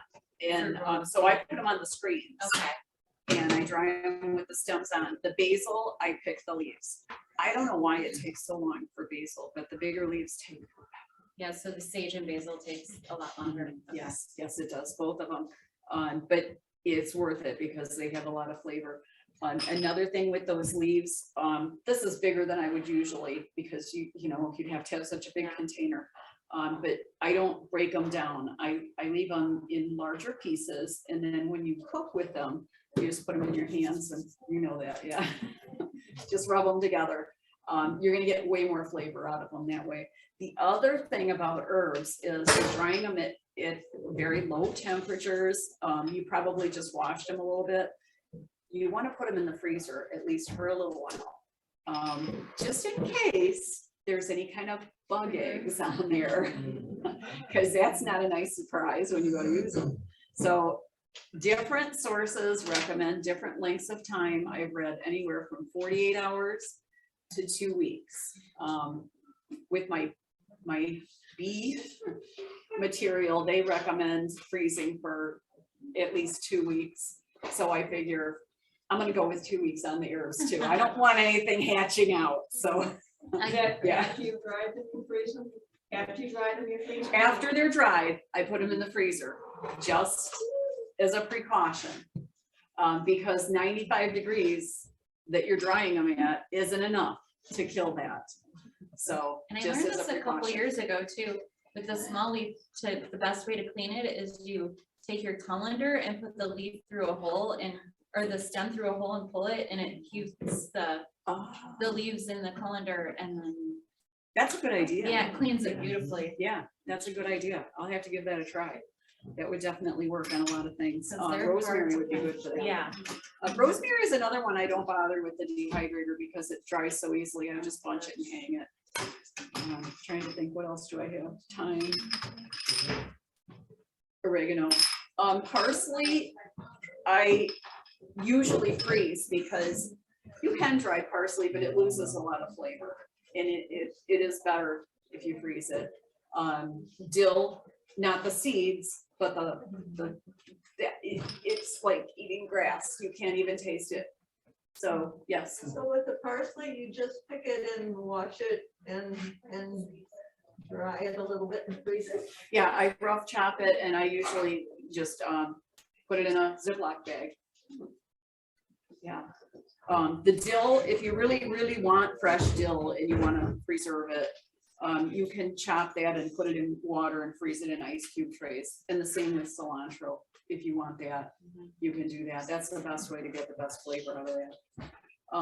Let's see, jerky we got to talk about, and dehydrators make fabulous jerky. So my tips on the jerky would be, you have to slice it thin. And as you know, if you've ever tried to slice a roast, it kind of wiggles around. Partially frozen is the best way to slice your meat for jerky. You want it, I didn't write it down, but I'd say about 3/8 inch to 1/4 inch thick, your slices. And also, depending on what meat you're using, you may want to trim your meat, and instead of trying to like cut slices out of a big roast, cut it down into smaller portions before you do that. I brought along a couple of our favorite jerky recipes. So basically when you're doing jerky, you're gonna marinate the meat like overnight, and then put it in your dehydrator. You want it at 160, the highest temperature you can go on your dehydrator, and you want to keep it there for at least 4 hours. Then you can reduce it a little bit if you want to. You don't have to. And your jerky will be done if you can take a piece out, let it cool, bend it and it cracks, but doesn't break in half. Now, somebody asked me before, like, can you overdo it? Yes, you can, especially on the jerky. And usually I'll just then let it sit on the tray for a little bit and it'll kind of suck some moisture back into it and it'll be all right. I've never had it ruined by overdoing it. You want to make sure you've got it good and dry. You can store jerky, they say 1 to 2 months, if you have it in an airtight container. And the next speaker is going to talk about vacuum sealing, and that would be a great choice for anything that you've dehydrated. I usually put them in Ziploc bags and suck out all the air that I can get out and put them in the freezer. Anything dehydrated that you put in the freezer is going to be good for 5+ years. Shelf life, you know, just in your pantry, probably a year at best. So if you have the space, and dehydrated takes up so much less space, you're best off to keep it in the fridge. And it doesn't get freezer burn in there like, you know, your regular vegetables that you just, you know, blanch and put in the freezer will get freezer burned after a while. So trying to think if there's anything else about the jerky that I needed to mention. The thing about making my own jerky that I really like is that anytime you get a commercially made jerky, it's got a ton of stuff in it, nitrates and bad things. The recipes that I have, there are recipes that want you to use those things, but the ones that I have do not have that in them. And they're really good. Like I said, it goes really fast. A pound of meat yields a 1/4 pound of jerky. Once I made a roast into jerky and my husband ate it all in 2 days. So I've learned to only put out a little and hide the rest. Not good. Another thing that you may not think about, I don't know if anybody raises chickens, but when you do, you have a ton of eggs in the spring and not a lot later on in the winter. You can dehydrate eggs, and it's a simple thing to do. It's just a matter of scrambling up your eggs, preferably in a food processor, so they're really well blended. And you put them in the fruit leather tray and dehydrate them. Super simple to do. And you rehydrate them 1 tablespoon of egg powder to 2 tablespoons of water. You can make them into scrambled eggs. If you're going to go backpacking, that would be nice. Otherwise, I probably wouldn't use them for that, but they're great for baking, and you have an exact amount because you ladies know when you bake, you want everything exact. And I have ducks, and duck eggs are much bigger than chicken eggs, but they're not double. So how do you do half an egg or 3/4 of an egg? It's hard. So this way, if you've got them dehydrated, you're going to get exact, always the same result. How long is the general? It's going to take a while. It's going to take a while, probably most of the days. And what is 12 hours? Yeah, maybe a little less than that, I would say. It's really inexact. I mean, when you're doing canning, it's an exact, you know how long it's going to take you. This is inexact. Even if you're doing the same thing you did a few months ago, you know, moisture levels are different and the humidity in the air. It could, certainly it could, yeah, it So could. does it come out like a fruit bowl? It does. And then you would just put it in your food processor, powder it and store it. And you can actually store it at room temperature, although again, I prefer not to. I rather freeze things. And I never heard of dry canning before, but that would be a great way to preserve it. So I'm anxious to learn about that. So you just put the eggs in a food processor. Yeah, dry until they're good and dry, and then back in the food processor and powder them. And the temperature you use is lower. It's lower, I want to say it's like 130, 140, and again, you know, I should have probably written it down, but it's.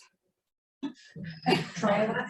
Yeah, but, yeah, again, this is gonna come with your dehydrator, and it has great charts. It may not have eggs, and then, you know, a book on dehydrating. This is like my my Bible, I believe.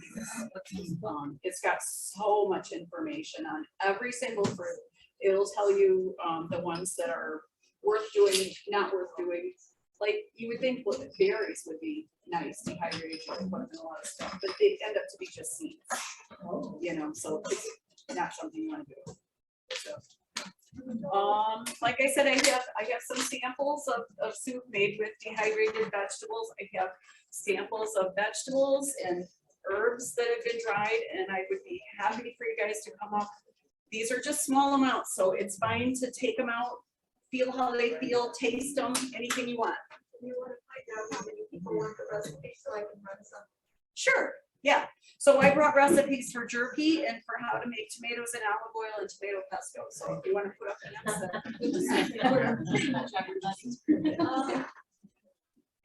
maybe another time. I don't know where they're. Yeah. Thank you. So my question is if you open that and you're checking on that, does that kind of like restart it to have to like heat up again? No, it doesn't hurt at all. I check on it a lot. The only thing is, like, if you're doing herbs, turn it off because otherwise they fall off. Yeah, bring back all your leaves. Yeah. So does the bottom get drier faster than the top? No, the air comes out the center and the sides and it forces it around in a convection. So they say it's not necessary. Sometimes I get a little anxious and I will, you know, sort them around and stuff. And it doesn't seem to bother anything. Like I said, this is not as precise as the other types of canning. You can play. It's working. It's not gonna hurt anything. I'm not sure if it's very I bought this one about 3 years ago and it was under $200, but you know, prices have gone so nuts. I don't know what they are now. This is an American Harvest Nesco. It's an American company, or at least it was. I think it still is. There's actually people you can call who will help you if you need it. I bought one for my daughter-in-law and I can't remember what happened. It wasn't really that it was broken, that there was anything wrong with it, but it broke. And they definitely stood behind it. They ended up sending out another one, even though it wasn't their fault. So I like the company. I like the way it works. Does it produce a lot of heat around it? Not a lot. It's not as much as like you had your oven turned on. If it's a hot day, a lot of times I'll put it on the porch just because you don't want to, you know, heat up your kitchen or you got air. It's like the air conditioner's fighting the, you know, you can, if you put your hand over here, it's warm, not hot. It's never, none of this is ever hot, but it is warm. I think some at Farmers Week, sales price of the one is about $50 to $100. They have the If they have them for 50 to 100, check and make sure they have the temperature because there are a lot of cheaper ones, but they don't have the range. And again, it depends because if all you want to do is dehydrate fruit and vegetables, then it's not important. But if you want to do herbs, you have to have the lower setting. If you want to do jerky, you have to have the higher setting. So know what you want when you go. Where do you get the extra trays for them? They have them in Farm and Fleet, or you can order them, and their little book gives you all where you can get that. And there are other ones. There's a lot of others to choose from. I've just never used anything but this one. I've just been happy with. Kohl's has this one right now when you have the set rewards or whatever, it's between 132 and 189. Yeah, this is great information. I'm gonna take a picture of you. Yeah. Who's the owner of the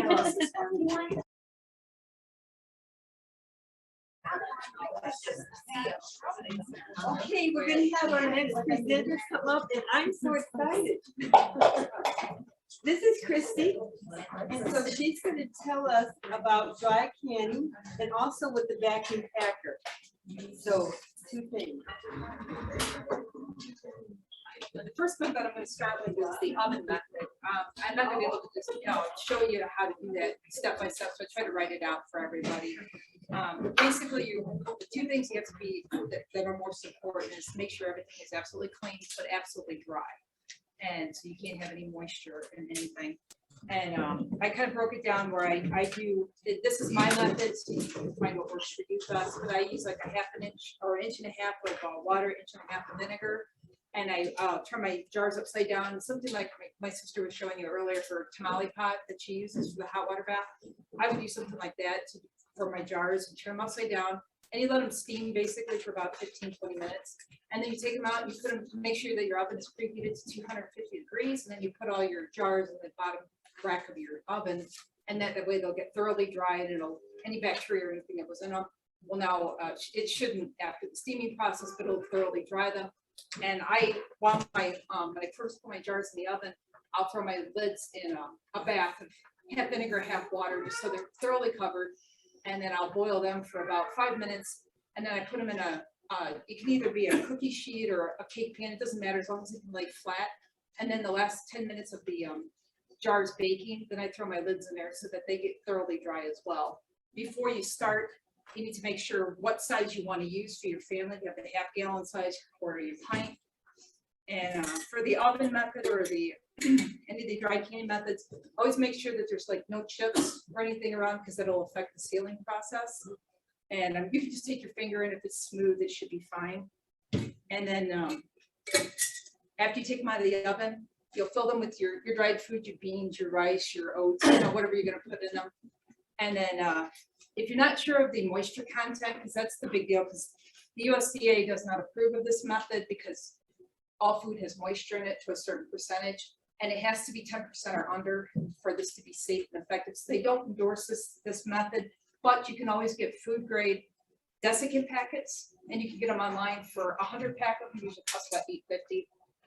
And so you can do that. You can put a desiccant pack, and that will take care of all of your canning needs. And you put these back on a tray. You put it back in the oven for about 10 minutes at the 250-degree heat with a desiccant pack if you're not sure of the moisture content, with the lids on them, and it should seal down just fine and last you for years. And so that's the oven method. And then I'm sorry, I'm trying to go really fast. Run out of time.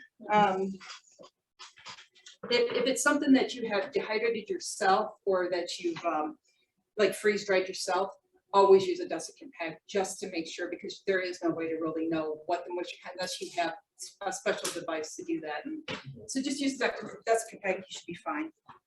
And then the vacuum sealing, it's a method. I've already done this jar of pasta. You have to have some kind of a vacuum system to do this with, and make sure your jars are sterilized and then dry, perfectly dry. And then you put your lid on them, and then you can I'll demonstrate this. After your jar is washed, I use a funnel that's got a wide mouth on it, and then you can just put your beans in there, or whatever your choice is. I have a question. Why is it preferable to just leaving them in the bag? You can leave them in the bag, but sometimes there's eggs in the bag. Sometimes so bugs can actually get it, and rodents will actually chew through your bags, and the glass jar rodents are going to get through. And if you go through the heat process and you've got all the moisture out, and you've got all that, then you're not going to have bugs in there either. So you would just clean your jars the way you normally would, and then put your lid on.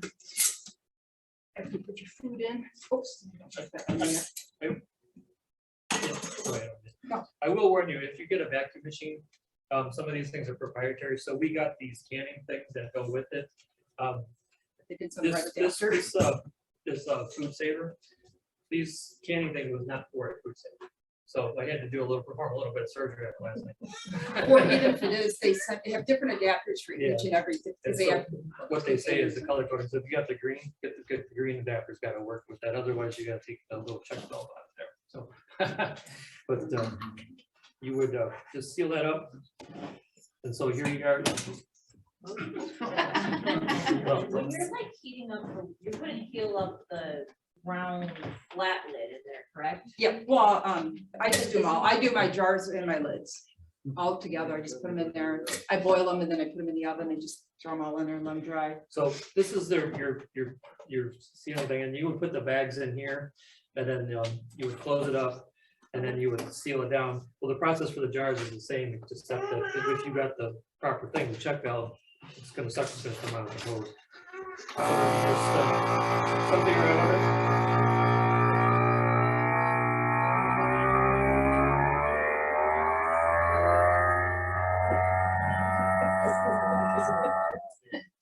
And so then,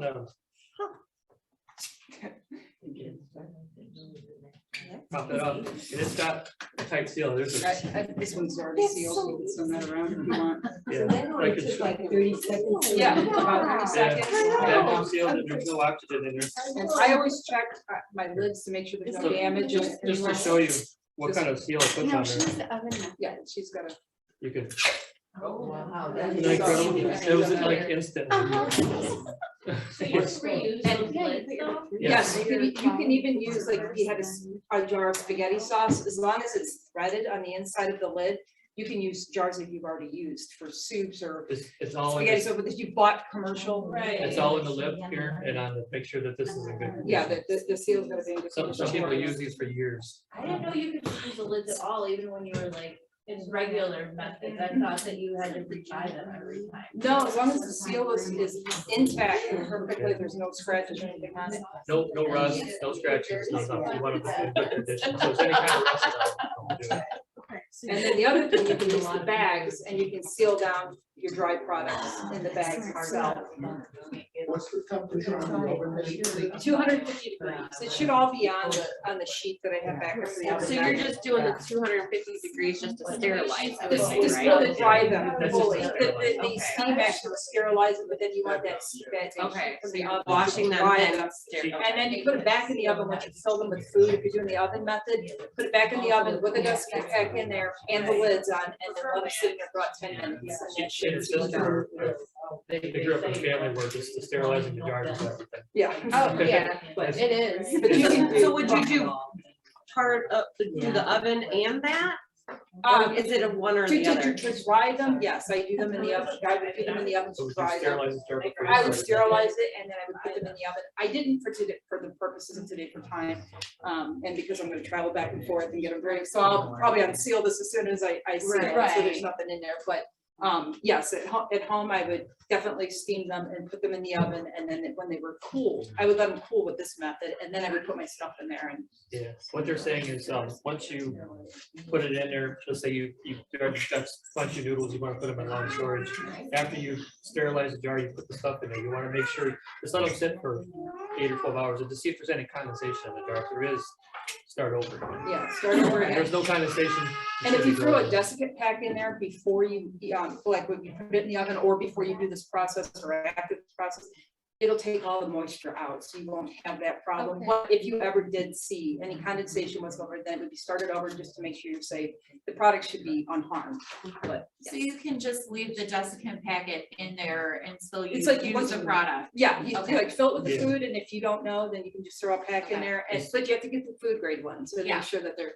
And Good to those, go. those were reusable. They said that you can buy like one container of them, and you can take them out and put them in your oven, 250 degrees. for- Try them again. And then, yeah, it tries them out, and you can use them indefinitely. The food saver system also comes with these Ziploc bags that you can use, and you can seal it down with a little hand seal. There's a little circle on the top of the bag.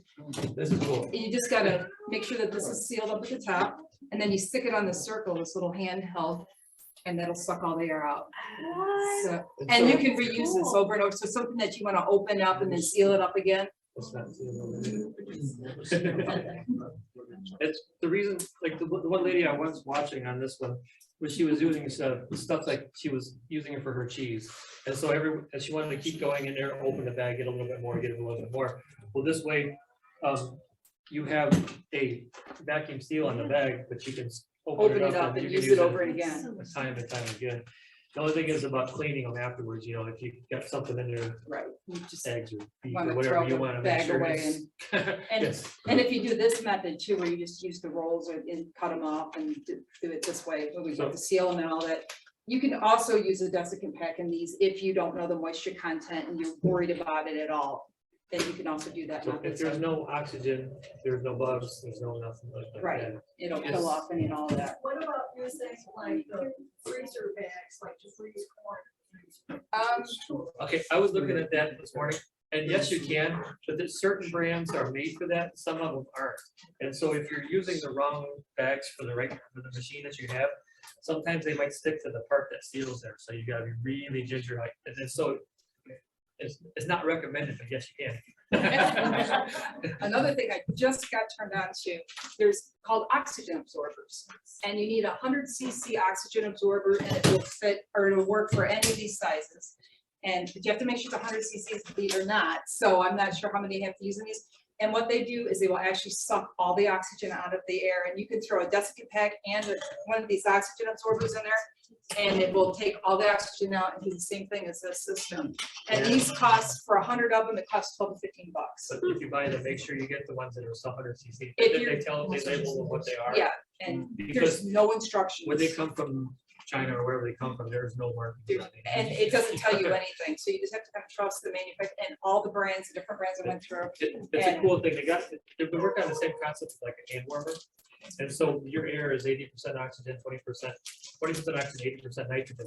And so what this packet will do is actually eat the oxygen out of the bag. And so it'll actually pull things down to a slight vacuum seal. And so after this sits here for a little while, maybe an hour or two, this jar will be sealed and it'll be full of nitrogen because the packing has consumed the oxygen that was in the jar. And that's ultimately what the same thing that's like you bag potato chips. Frito-Lay injects the bags with nitrogens because the oxygen, so it preserves the bags longer on the shelf. I got these online.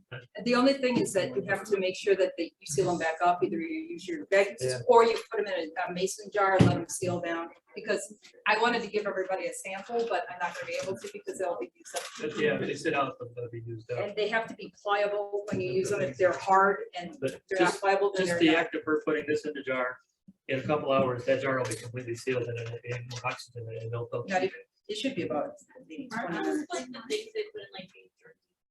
Probably, or it might be a The desiccant bag. jerky is a desiccant bag. That's to keep everything, the moisture from. So- These are sucking So the with your oxygen out of jerky, the you jar. would put the dust. What's it? They generate. Yeah. Yeah, and if they, They'll heat up and they'll. the chemicals that are inside are bond with the oxygen, but it leaves the nitrogen. So how many do you need to?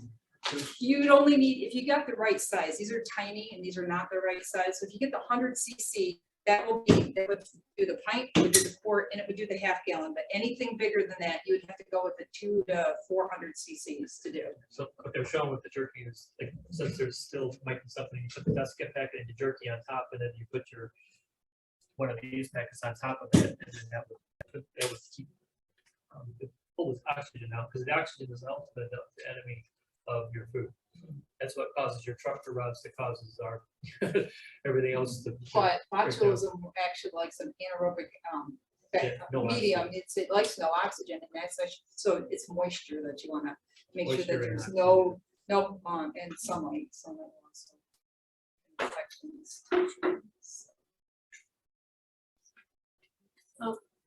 Yes. That was another question. The sunlight, they keep on saying light. What about the lights?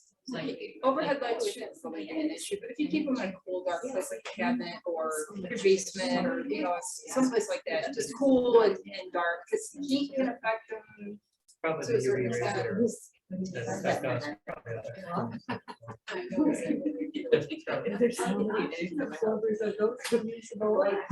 No, those are not reusable. No, So what just you'll a do desiccant. on these here, you'll know if they're hard as a brick and they're not flexible at all, they're already kind of used up.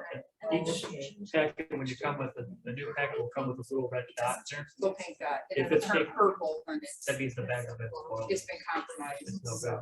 So they put like a little indicator inside the container that you get. So this is already starting to seal. So, but this one here, this is this many packets in it, but so it's already starting to seal up. It's cool stuff. tell me, Mrs. Bell, why would you do this?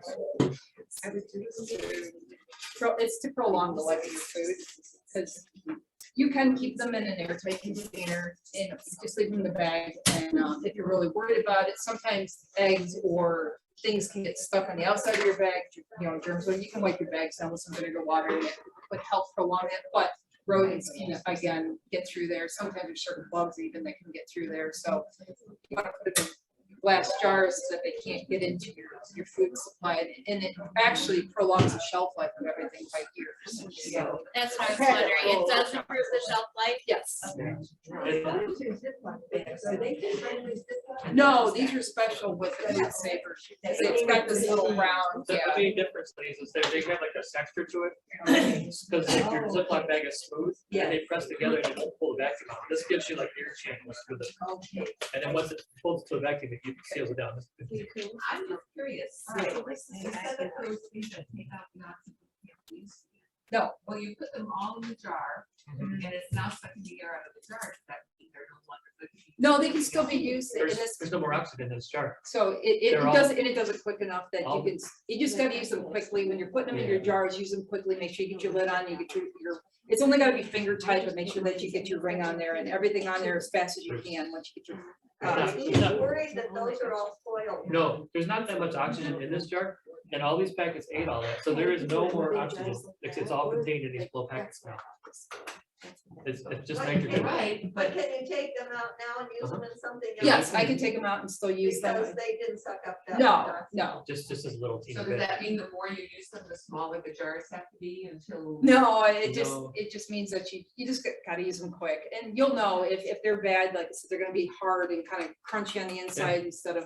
It's Basically a chemical. This Yeah. jar is sealed. Right. And so if you put these in a regular Ziploc bag, which you can do, if you burp out as much air as you can, you put one of those packets in there, it won't give you a hard seal like this, but there is no oxygen in the bag.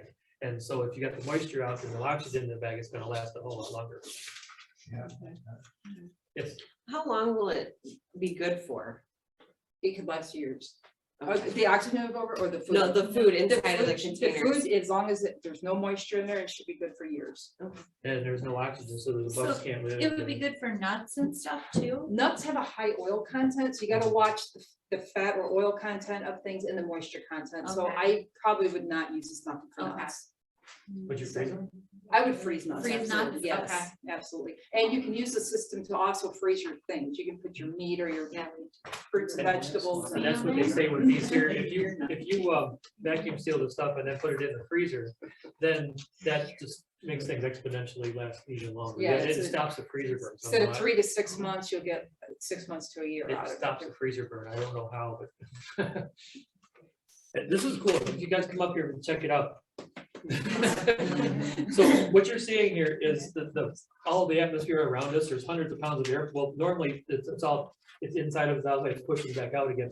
There is no air in there to push back out. So this is how much atmosphere is on top of us right now. It's really cool. Science.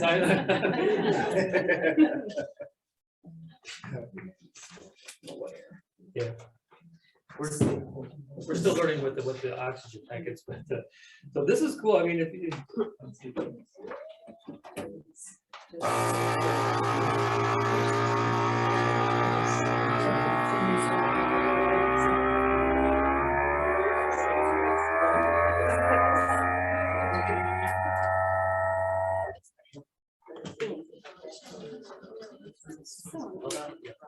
What's that little hand thing called that you're using? This is just it's a mini sealer, is all they It's just a call it. mini Yeah, sealer? it's just a mini sealer, and it goes specifically with these Ziploc Yeah. bags. So, yeah, anybody have a question? Yes. So where do you buy the things that fit on the jars, the vacuum? We I got had this to one go from online. We got on this one from Amazon. Amazon. Does that come with your vacuum sealer? No, No, it's a separate. No, they but- might, with different vacuum sealing systems, they Yeah. might, but But with they the all, food they all savers, have it does they'll not. have a port on there for that attachment. Okay, and what do they call the attachment? I just looked at mason jar seal, Canning jar vacuum attachment. sealer. Mason jar vacuum. Canning jar. And that one seals blinds and the White House? Yeah. There's two different sizes. that you can do. So I could take my dehydrated foods that I just did, and put them in this. Yes. To seal it up. But if you just said that, if you dehydrated, like, it's awesome. yeah, if you dehydrated your Like own it's all food come though. together, full circle right If you dehydrated your own food though, that's when you would need a desiccant pack, because you would know the, what you. Okay, So. hold on, so can you show me a, I don't know what it's. It looks That's very, very- that's the opposite. It looks similar to this, but it comes in to keep your things dry, like vitamins will have, or it's in your IV. So those you need to make sure you're in a very. So in my shoes, Yeah. like, Yeah. that's the same thing. But you gotta get one. Right, that's basically. And these are oxygen absorbers And other. I have a long list of things that I'm gonna be Is missing. the mini sealer for any zip lock bag? No, it's, this is, there's a special, You gotta get there. special circle on there. It's It's kind of like a little portrait up there. So guys, come on up, check it out. Play with the vacuum sealer, it's cool. In that thing, seal up It's sealable. Can it seal up the jars? No. Or is it just those It's things? just for the resealable bag. Yeah. And this is for stuff that you would want to use. Over and over again, like you get a whole Like bunch you had a of. brick of cheese or half an avocado or something like that, and you could put your avocado. Oxygen that makes avocado black. Right, yeah, right. Right, sure. And you can Zip add lock. or whatever else you want. Be a little So confident. then you can just seal Well, it then up. you can- And then you can open it up and then you can do it again.